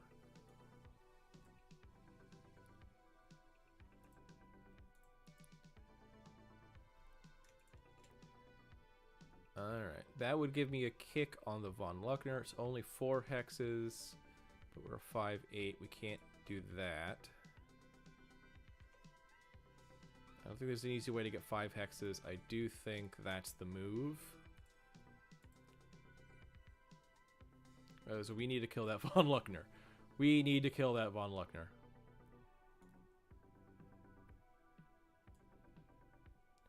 Alright. Can't spot on the archer here. Gordana did walk. But we do want her to torso twist and shoot the Von Luckner, so there's not going to be spotting here from her. I don't think there's anything else we have that would... Oh, no, Hopscotch can't see. That could spot the archer. But we can spot the bulldog for Edith, and it is in long range. Perfect. So, first thing we're going to do is Gordana Banana to spot the bulldog, and then Inferno Alpha Strike into that Von Luckner. Let me not Alpha Strike. Yes, Alpha Strike. That Von Luckner needs to die. In the meantime, their gun's going to continue firing at that cataphract, and in fact, armor from the cataphract, not low enough where I'm going to fire cluster yet, but I am actually just going to right-click Alpha Strike.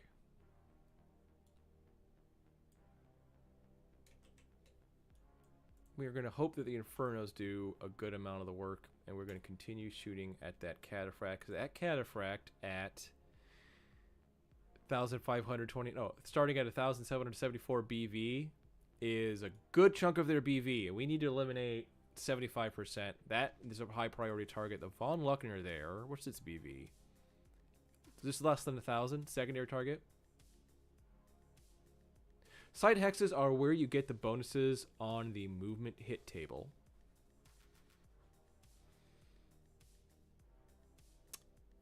I mean, depends on what are you talking about when you're shooting vehicles? You do get extra critical hits against vehicles in the side table, but you also get some nice versus tanks. Yep. You do also get some benefit to the rear in terms of the lighter armor. So, and since I'm firing Infernos, I mean, there's a -2 on crits for the Infernos, but if I can get some crits into the rear and other locations on that thing, it could be quite deadly. Plus, right now we have a kick to the side, a kick to the side, and no kick to the rear, sadly. Longbow, you only have this target indirect, so you're going to shoot that. Done. And last is Hopscotch, who seems can only shoot the Von Luckner. But I think it's worth alpha striking that thing in the rear right now. Alright. Gordana. Ooh, that thing's got a lot of armor. But here, see, motive system damage right here. That's nice. Stabilizer destroyed. That's nice. Using rear table, yeah. Alright, cataphract. Ooh, crit to the engine and gyro. Lovely. Alright, cataphract shoots. Hits with the AC-10 large laser, medium laser, and medium laser. Hits with everything against your gun. Yeah, once you hit this kind of high gravity, it's a lot harder to build TMM, and suddenly stuff is going to hit. That's part of why I was alpha striking here. Phoenix Hawk winch into the cataphract, hits the large laser, hits the shoulder. That cataphract is definitely hurting. Javelin also shoots at ear gun. Armor stripped on the right arm. Not good. But we're doing okay. Edith misses. Archer hits with just a medium laser. Manticore hits with the medium laser. Here's a Von Luckner. Does hit with the AC-20. Glancing blow. Only 10 damage to the center torso. 4 armor remaining. Oh, your gun's taking some pain. Oh, that's a lot of pain to your gun. Glancing blow. Your gun might be moving out. Hopscotch. Right. Yeah, there we go. Oh, there we go. 4 internal structure remaining on the rear here. And destroyed. Yep. So, Cambo Prime, you are definitely right.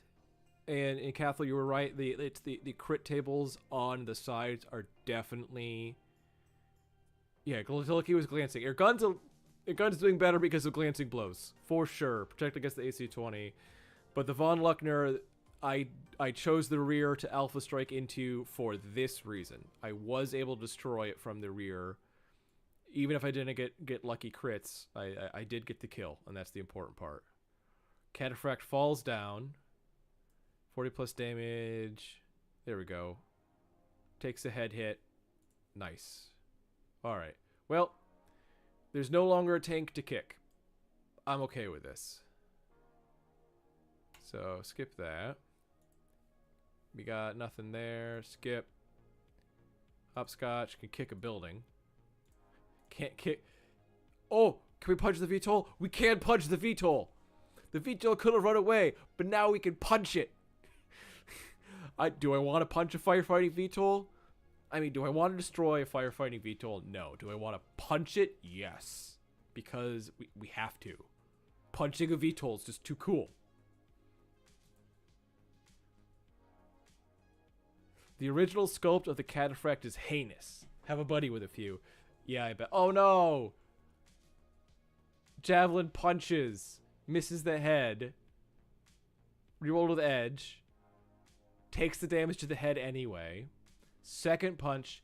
Hits the arm with the stripped armor. Blows it off. Ooh. I mean, there's only one... Oh. Oh, that's painful. Oh, that's annoying. But Hopscotch does punch a VTOL to death. That's cool. So, great. Here's the thing, though. This contract. Let's take a look at this contract. Right. This is a recon raid. It represents a strategic opportunity identified by Allied Command. Yeah, victory points 1 out of 1. We chose to attack this facility. And, I mean, attacking this facility, if we win this, I might just call the contract over. Because this was the goal. And it's 1 mission out of 1 mission. So, here we go. Even if your gun takes a lot of damage... Yeah, we're still 91. They're at 78. Done. The thing is, they have all of these turrets, but they can't get line of sight and do anything. The main thing they do is initiative sync. So we are, you know, not doing well in initiative. Their gun, I think you just want to put your back here. You can't really move anywhere that's better. But first things first. Edith, don't move. All right. Hopscotch. You're just gonna jump behind that archer. I mean, come on. That's just a given. Yeah. Boom. Okay, Gordana Banana.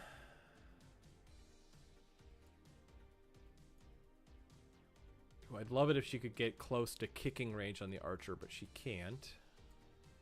But if she backs up, she can potentially kick the prone Cataphract. But the Cataphract still needs to stand. Your gun, I think, is still going to do that. I don't like it, but we're going to do it. Winch.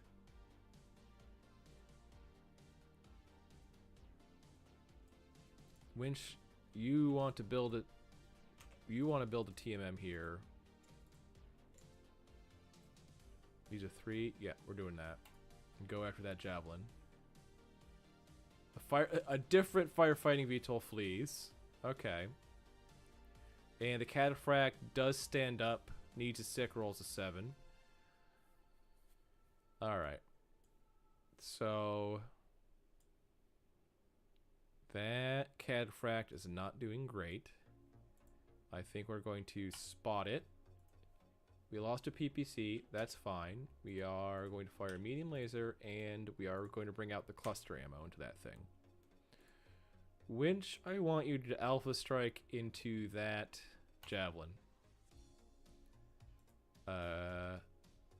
We are in the rear of that Archer and Manticore. What did they take a look at their BVs? Manticore 1000, Archer 1500. So we are over in heat, but we are in the rear. So we are going to gain. We're going to go to 11 above. Not enough for a shutdown check. Gordana Banana.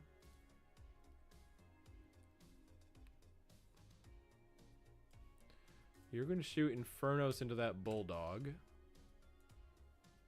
Along with medium lasers. 1 medium laser and the machine guns as secondary target. You're going to shoot into that cataphract. Done. And Edith, you have 1 target that's being spotted. And that is that guy. Done. Alright.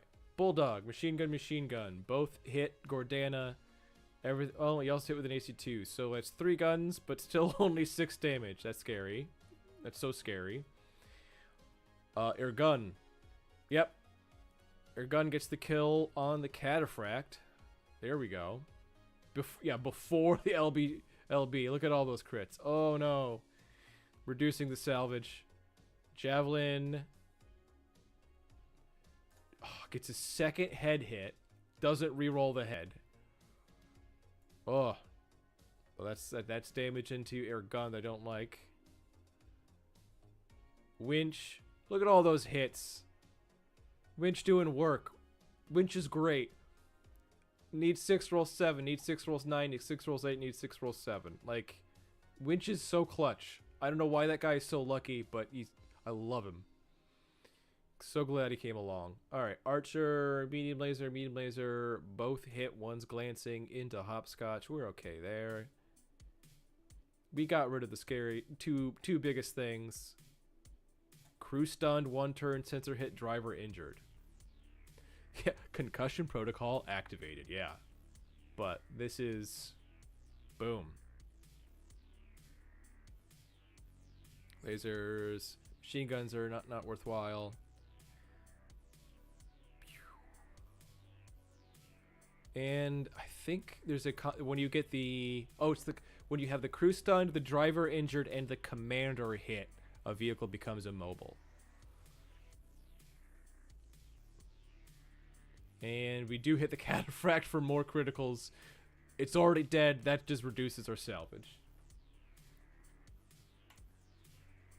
Let's keep going. Alright, Winch. Kick it. Alright, hopscotch. Punch. Yeah, we're going to punch the rear on that thing. Edith can't do anything. Alright. Winch gets the kick. Javelin does kick the Marauder. 3 armor remaining. We're okay there. Hopscotch. This is why we punch. Center, torso, rear. We get an engine hit. Second punch, head hit. This is why we punch. So, I talk about this a bit on the episode of podcast that's going to be coming up on Monday, but in the new rules, they changed melee so that both kicking and punching are made at -1 instead of kicking at -2 and punching at 0. For what I can recall, part of the reason they changed it is everybody kicks, nobody punches. But the thing is, once you leave the 4-5 piloting gunnery space, punches become worthwhile. Just in the existing rules, right? This is where punching in position with higher piloting becomes really good and really viable. And with what they've done with the multiple layers of making piloting skill rolls easier to do and critical leg hits less damaging, it means that the advantage of kicking, of potentially causing them to fall, maybe struggling to get up, or getting those leg crits is worse, to the point of, instead of making punches viable, they made punches better than kicking. So I'm not particularly keen on that change, but here we go. Like, punches were already great once you left the 4-5 standard space.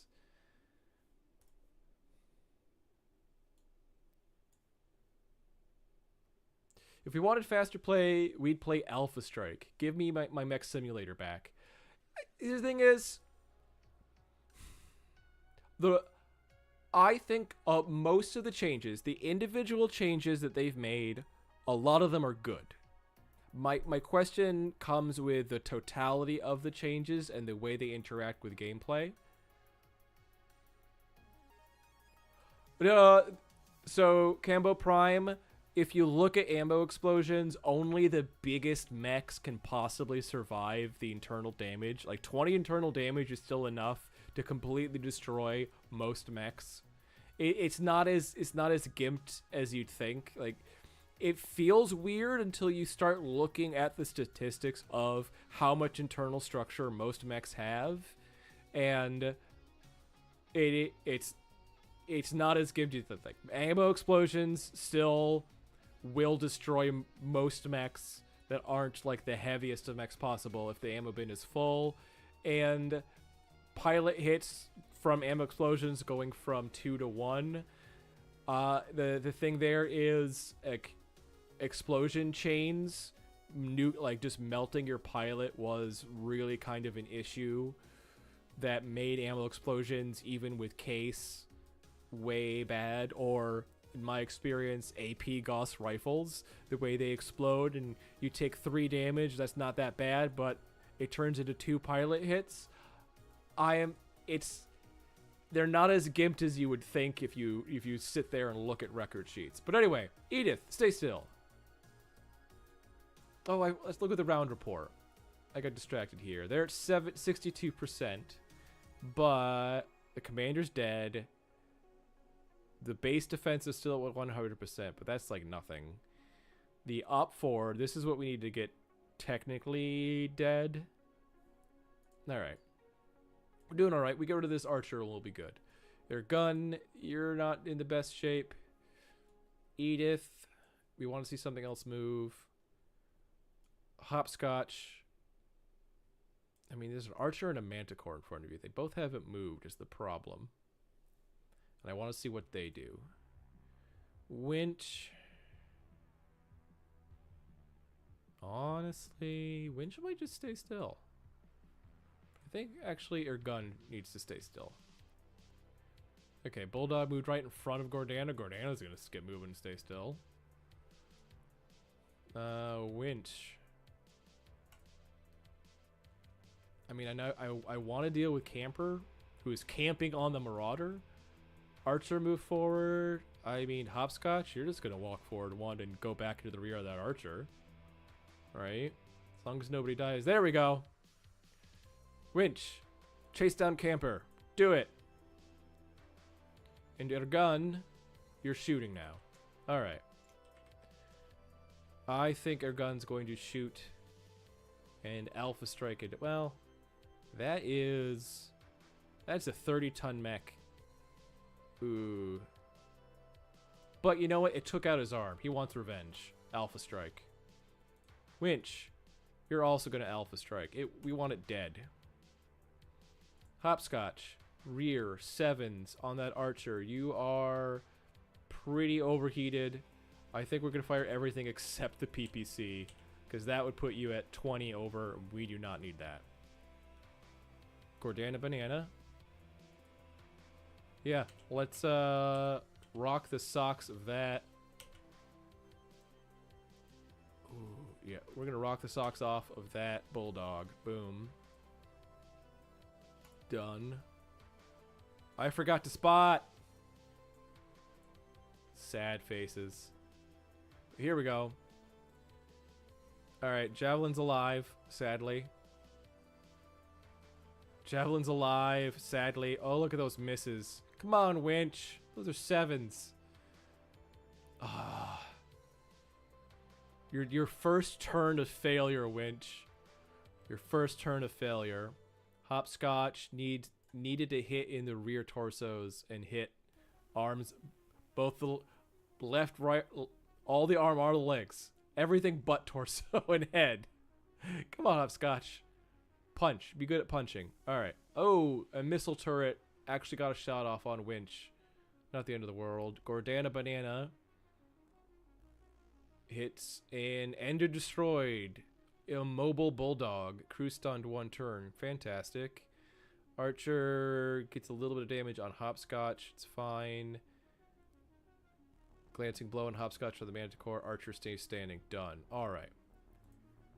Kick. Do it.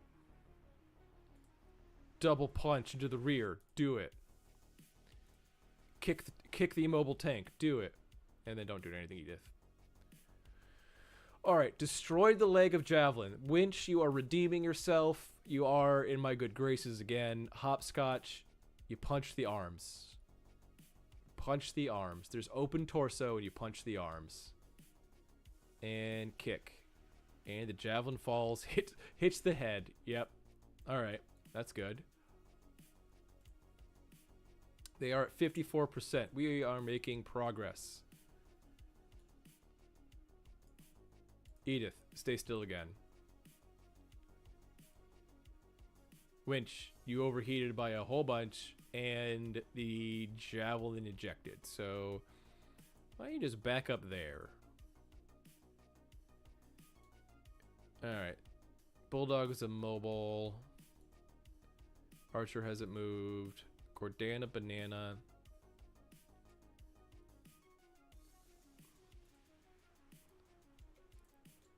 Ooh, dang it. No, you can move there. We're good. We're fine with that.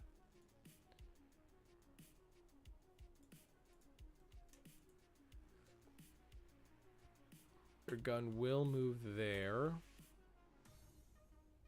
And, oh, we can't get behind the Archer now. Boo.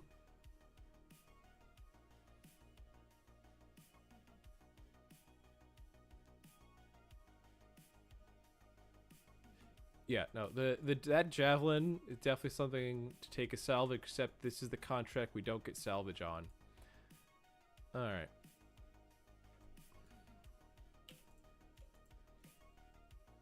I think we're gonna... well, no, we can just run there, but we are a 2, 3, 4. So, we're gonna jump there, and we're gonna try to get the kick on the face of that Archer. Oh. What is this? Where did all those hits come from? Oh, hold on. Oh, it's the ejection. Okay. Must make a piloting skill check. High gravity. Needs 17. I think if you do this and you fail, you hit a certain number of hits based on the differential between success. And when you need a 17 and you roll a 5... that's 6 damage on top of the whatever damage. That's 6 hits. That pilot ejecting in high gravity directly into a building. Like... gone. Just, there's like smeared pilot dust on some building right now. Like, need 17. That is... I think the building more than anything else. I think the building, because if you look at the 4 ejecting, 5 mech is prone. Don't eject from a prone mech, it's very bad. 6, landing in a building. Like, when you eject prone directly into a building, you're going to die. The high gravity just made it, like, extra worse. Wow.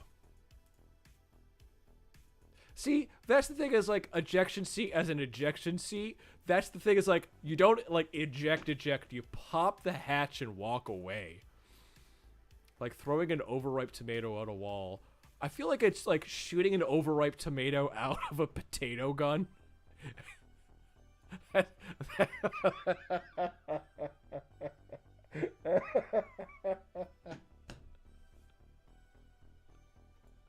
Horrible. Yeah, shooting a tomato out of a potato gun at a wall. That's what just happened. Oh god. We're death and destruction. All right, Gordana banana. What'd you do? You did not move. Great. You're gonna spot on that archer. Well, let's look at Edith. That's medium. A manticore and a wasp are actually long range. TMM something or other. All right. So you're actually going to spot the manticore. Yep. And shoot the archer.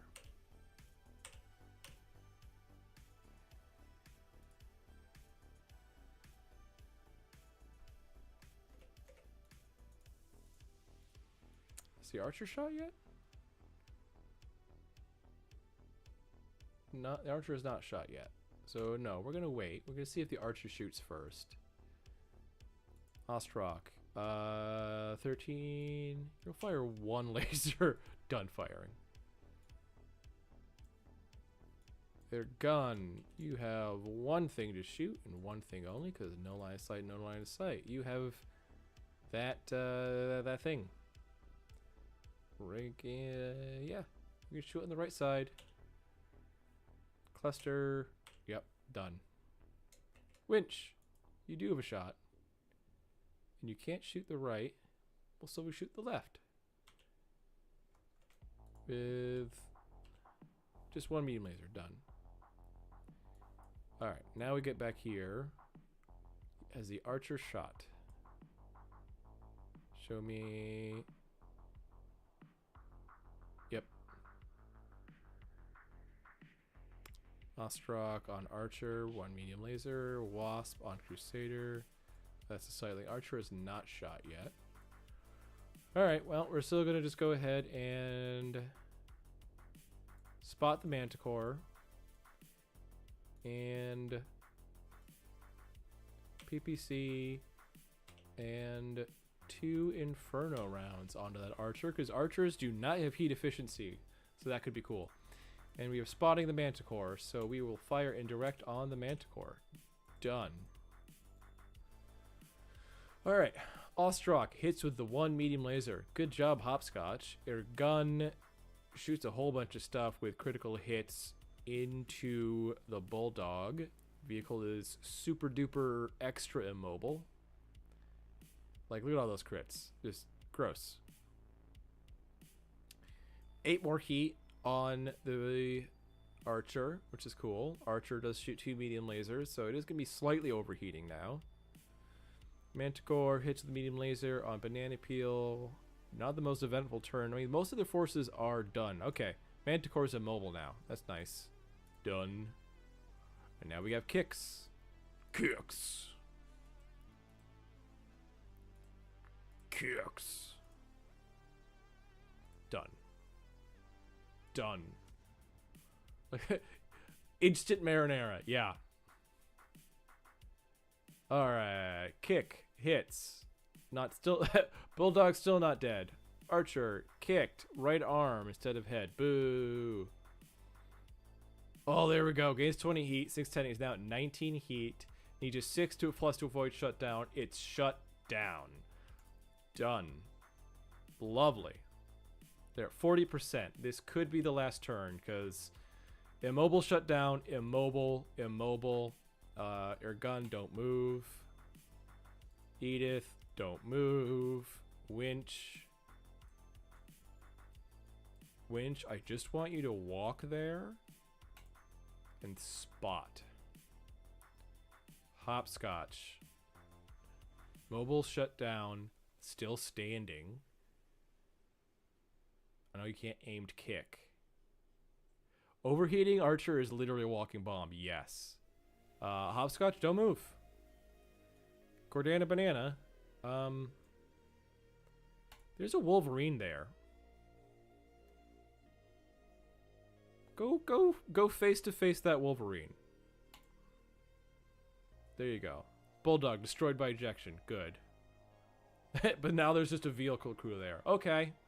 I don't think we're gonna kill them because we have to turn and face a thing with guns, that Wolverine. But switch to solid shot here. Right click. Well, here's the question. All right, Edith. You know what, Edith? You want to indirect fire on probably the archer, maybe the manticore. So we're not gonna worry about you. All right, your gun. Double check that the ammo still changed. There we go. Alpha strike that Wolverine. Done. Winch. I moved you there specifically to spot. So you are going to spot on that archer? Yeah, spot on the archer. Done. Which means Edith can shoot the archer. Indirect. Done. And now Hopscotch. Shoot the head. Yeah, Hopscotch is going to just try to shoot the head of the archer. Done. And Gordana banana. Fuck it. Or, excuse my language there. Screw it. Alpha strike with the Infernos. Shoot everything into that Wolverine. Boom. Wolverine taking 25 damage just from air gun. Oof. 12 missiles and 16 missiles from the longbow. Yes. Alright, we have a shredder turret that actually got shot, so missed with everything. Blacks out. Ooh. Yep. We got the head hit. Another head hit. Critical on life support. We have it shut down, and the pilot is unconscious on that archer. Alright, Gordana banana hits with PPC, hits with medium laser, hits with everything. Hits with everything of that Wolverine, gets the maximum heat added. Manticore hits with an SRM-6 on Winch. Would be a critical, but gets the reroll. Boom. Automatically falls pilot unconscious. That's 3 total hits. Ouch. Marauder, no physicals. Winch, no physicals. Hopscotch, nope. It fell. Can't get physical. And Gordana is definitely going to kick the Wolverine. Critical hit on hip. Yep. Getting the better. And it falls. Yes. Gordana needs a 4+ to avoid Inferno and explosion. Rolls 5. I forgot about that part of Infernos. Done. They are at 32%. Okay. Okay. We are 7.71% off. Or I should say 7.7202% off, because we need to get just above 25. So that's prone. All right, Edith. And we've got a jam playing. We've got a jam. Edith staying still. Hopscotch. Hopscotch, where are you? Hopscotch, you also stay still. You're just trying to get rid of that mobile archer. You want, I mean, head hit salvage. Winch. Let's walk you forward there so you can spot again. Your gun. You're just gonna stand still again. Gordana. Oh. The Wolverine didn't do anything. It's still prone. You're not gonna move either. Alright. Your gun. Ooh, almost an open torso on that thing. Yeah, we're switching to cluster. And we're alpha striking. Boom. Winch. Let's spot the manticore here. Yes. And let's shoot the manticore. Let's do it. Then we have hopscotch. Aim shot on the head. 4 medium lasers. Let's do it. Let's kill the meat, save the metal, I believe is the quote here. And we don't need more infernos into that thing. Edith, you have indirect shots on that tank. Done. Here we go. Leg destroyed on the Wolverine from your gun. No critical hits from the LB-10. Winch hits with the guns on the Manticore, which is nice. Hopscotch. There we go. Head hit. Kills the archer. That's going to be game. That's going to be game. That's going to be the mission right there. And Wolverine takes a whole bunch of damage. Some criticals. Nothing like complete destruction yet, but it lost a leg. It's down. Manticore destroyed. There it is. Edith gets a kill. We're not going to kick the vehicle crew. We're not going to kick a building. Not going to kick a building.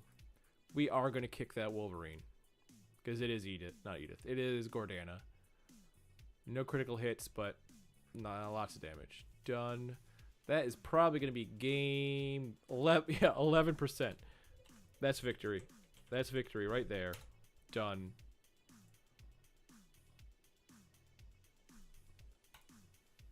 All right. Put up the pause screen here. You want to save a GIF? Yes, I do. I put that up in the last time intro. Want to clear your side of controlling the battlefield? Come in and make a HQ. Yes, I do. See, moderate damage to your gun. That's fine. I get it. 1 pilot hit. They did not escape. Yep. And because we are getting 80% of their value, we can't salvage anything, but we do get bonus money. All these dudes. So, pilot. Who? What? Who is that? Bulldog medium tank. AC2? Oh, because that's the one that ejected. I don't remember who did the most damage. I'm gonna give it to your gun. The Javelin. Javelin was definitely Winch. The Wolverine, I'm giving that to Gordana. There we go. And I don't know who that pilot was. Boom. Yep. Force withdrawal, prevent, preserve.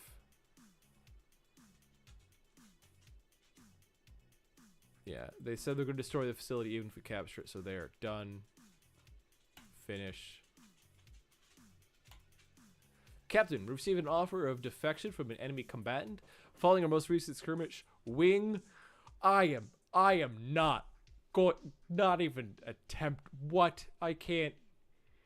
Formerly of the mercenary military has approached the guards requesting to join us. Understood. Whoop. That's my desktop. Here we go. Okay. Alright. Might have been the Javelin pilot since the mech technically didn't die. Yeah, so let's go to personnel. Let's find prisoners. Prisoners of war and bondsmen. I remember the last name started with O when it was in... I'm not seeing it. Oh, no, it didn't start with O. It started with D. It's this guy. It's a camp follower, mercenary. It's an Aztec. The Aztec's willing to join us. I don't think I care. So, yeah, I guess that's what that little star means. They're willing to defect and join us, but... Recon raid. Well, we attacked and raided the facility. The mission requires victory points. Yeah, they're tallied at the end of the month. So, we have 0 out of 1. I think we're going to win right? You just sign 0 grid reference. I mean, we hit it. We rated it 0 out of 1. Like, I'm just getting the complete button. Because we hit the thing we're supposed to hit. Ignore them. I don't care. Captain, Allied Command is making this look like a simple cleanup operation, but I'm not buying it. If these prisoners were worthless, they'd leave them with us to deal with, but they're not. They want them, and they're making sure we don't get anything in return. What are we missing here? They might be getting more out of this than we just release them. I don't care about prisoners. We have a sense of honor here. Alright, and the people we could potentially lose is an Aztec. What? No. How? Why are they even thinking about leaving? Alright, so let's take a look at this. Alright. So, Grace. 4 base, 0 desirability, 0 management skill, -1 unit rating, -1 recent successes, +1 mercenary, -2 bonus. Okay. +1 mercenary. So Grace doesn't like mercenaries. And +2 desirability. Gordana Gordana not feeling desired because her nickname is Banana Peel. I believe this. I believe that she would have some little consideration of leaving. Oh, you don't see the math is cut off. Thank you. It's down here at the bottom. Yeah, so 4 base, 0 desirability, 0 management skill, -1 unit rating, -1 recent successes, +1 mercenary. So Grace is not fond of mercenaries. And then Gordana is just +2 for desirability. If you look at the difference here. So I don't know why she finds this not particularly desirable in the game system, but in my head as a RPG thing, her name is Banana Peel. She's kind of mocked. I could get why she would have some consideration of leaving here. So, all right, nobody leaves. We're good. Fantastic.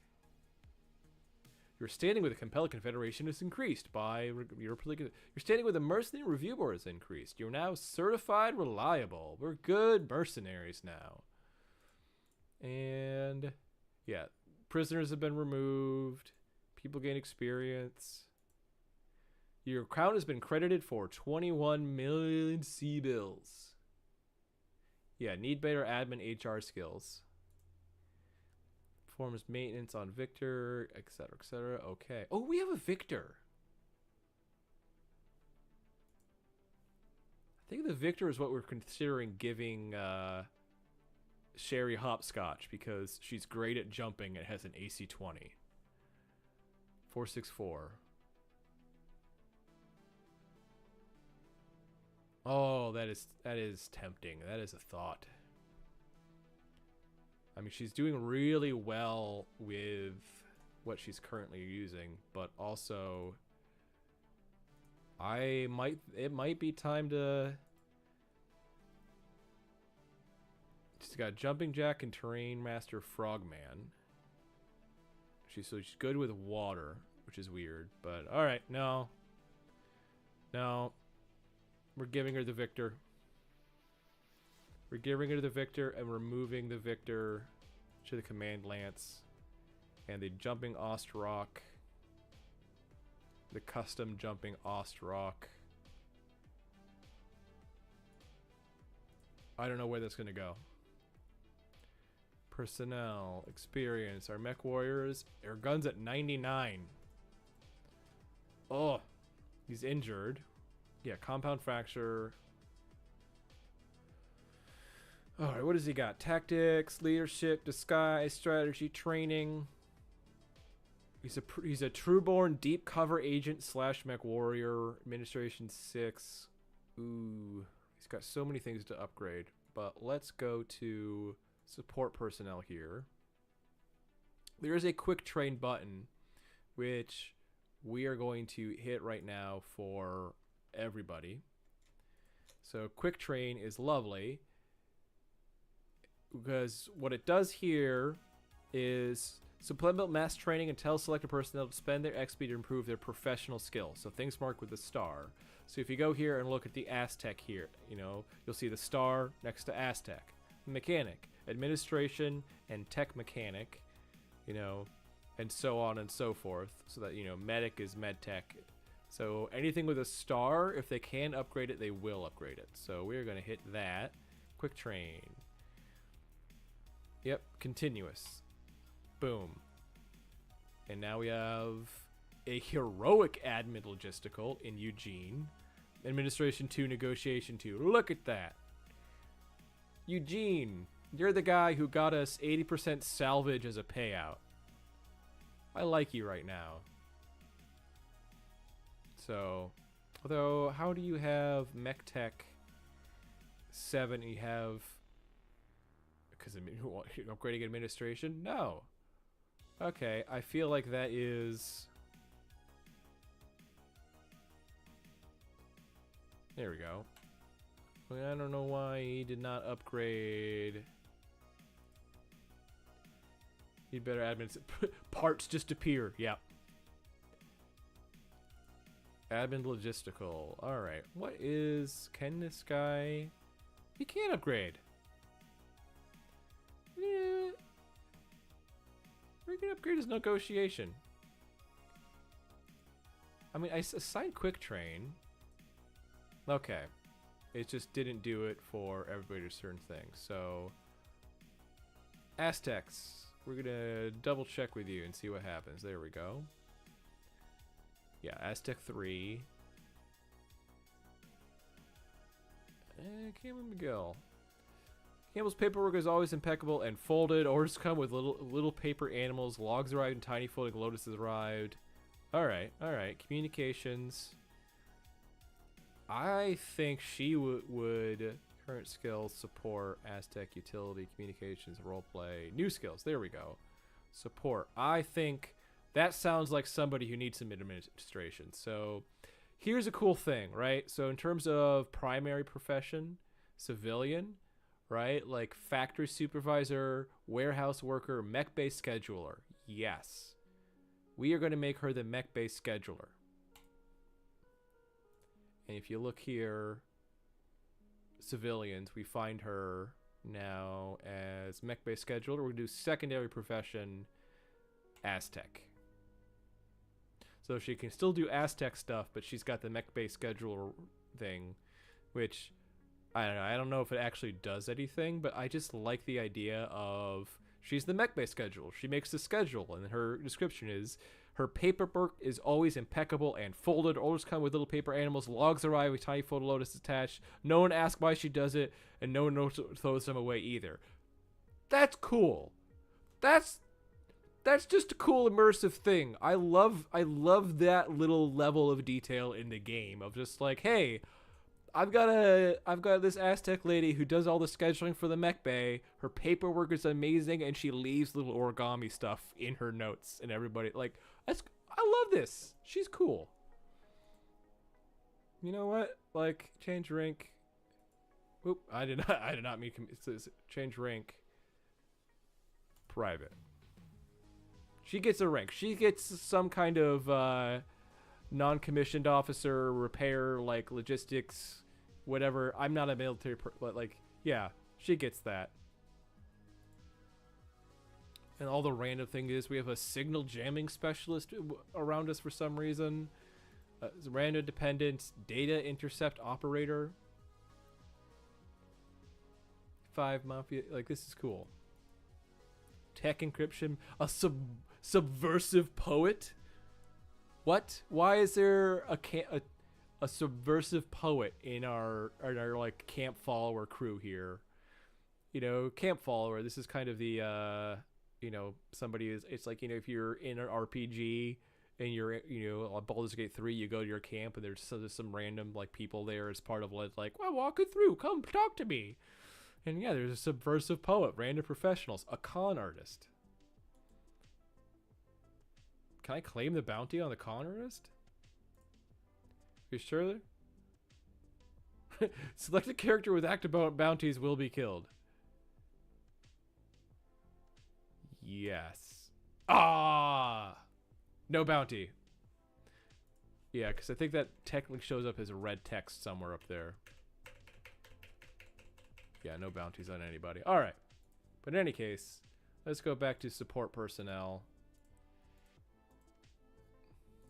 Right, you have Alvin. Oh, Elvin. It is Elvin, not Alvin. Can I quick train you for anything? No, you're at 46. Administration negotiation. Do the quick train bush and work where I can. Yep. It worked. Combat personnel with experience. We have Doc. Doc, who has been really annoying and not performed well, and if I remember right, is kind of a butthead. Camille is always on the move, always ready for the next challenge, whether it's battle, training session, or just another long march. He tackles everything with relentless enthusiasm and refuses to slow down. Camille always has an excuse, a clever explanation, or a way to shift blame. He might sound sincere, but when push comes to shove, he'll disappear, take the better offer, or leave others holding the bag. Oh, this is the guy who randomizes his speech and just kind of like lies and blames everybody else for everything. I don't like him. He's going to be replaced as soon as we can, which is going to be in a month. All right, repair bay. Powerful military figure within the Mercenary Review Board has taken an interest in you. That's cool. Yes. Okay, so in my personal MegaMek campaign, I'm playing as Clan Jade Falcon, and I randomly got a message that said, like, hey, we're promoting you. Here's a binary of mechs, or here's a whole bunch of money. Like, you get random prompts from these figures that are interested in you. So, like, it is really cool, the kind of RPG interesting stuff that they're adding and have added. So, all right, hangar. Light damage, moderate damage, change site, field facility. Yeah. No trial of position? No. They haven't added random, like, trials has generated things yet. I did have a weird system where I, like, in manual mode, like if you go into the briefing room, if you're in GM mode, you can add missions and add scenarios. You can add stuff, and I did a custom trial of Bloodright thing. This because if I have a benefactor, he was nominated, and I fought one-on-one, roughly BV even stuff with my main character guy, which was kind of cool. So there is cool stuff. If you remember, in BattleTech, pretty much every campaign system is designed from the ground up, assuming you're playing as mercenaries. I tried modeling a system in Excel for that at one point, couldn't get it to work. Yeah. Maybe one day here I'll switch over and do an interesting clan campaign depending on what they've done, or maybe one day I'll come in and I'll just stream my personal, what I play on my own thing. That might be what happens when I experiment with a live stream with with other players or something. I don't know. There's so much cool stuff you can do with MegaMek. It's really great. If you haven't played a Mech HQ campaign, if you haven't experienced this kind of, like, detailed level thing, and you can adjust it, if you go into your campaign options, you can really adjust it to the level of detail you want and are interested in terms of, like, from the grounds up. Like, the one thing I really don't like right now is the cam op salvage option here. If I find it here, the cam op salvage, the problem there is you are doing all of the salvage work yourself. So if you only have 50% salvage rights, you have to salvage enough so that what you're taking is 50% of the salvage.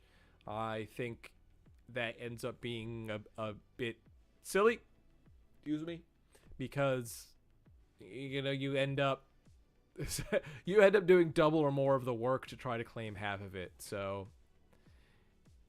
yeah, would it be cool if it was just you and you had full salvage rights? Yes, but it's not. Part I tried to model was trying to model Sonortus doing interforce trials for equipment. Yeah, that's getting a bit too detailed. Yeah. A variant of morale, yeah. So in any case, it is 8:30. I think I'm gonna call it here and pick up not this Monday but the following Monday with trying to find a new contract and figure things out in that regard. So yep, we're leaving it right here after just completing the first contract we started, joining in a second contract, and just assaulting the main target in this this recon raid right off the bat. Just blam. Oh yeah, we are not on Newton anymore. We are in Cartico on planet Cartico. Hold on. Cartico. Here we go. We are here. Yeah, that's the other thing. Look at this. Look at this detailed map.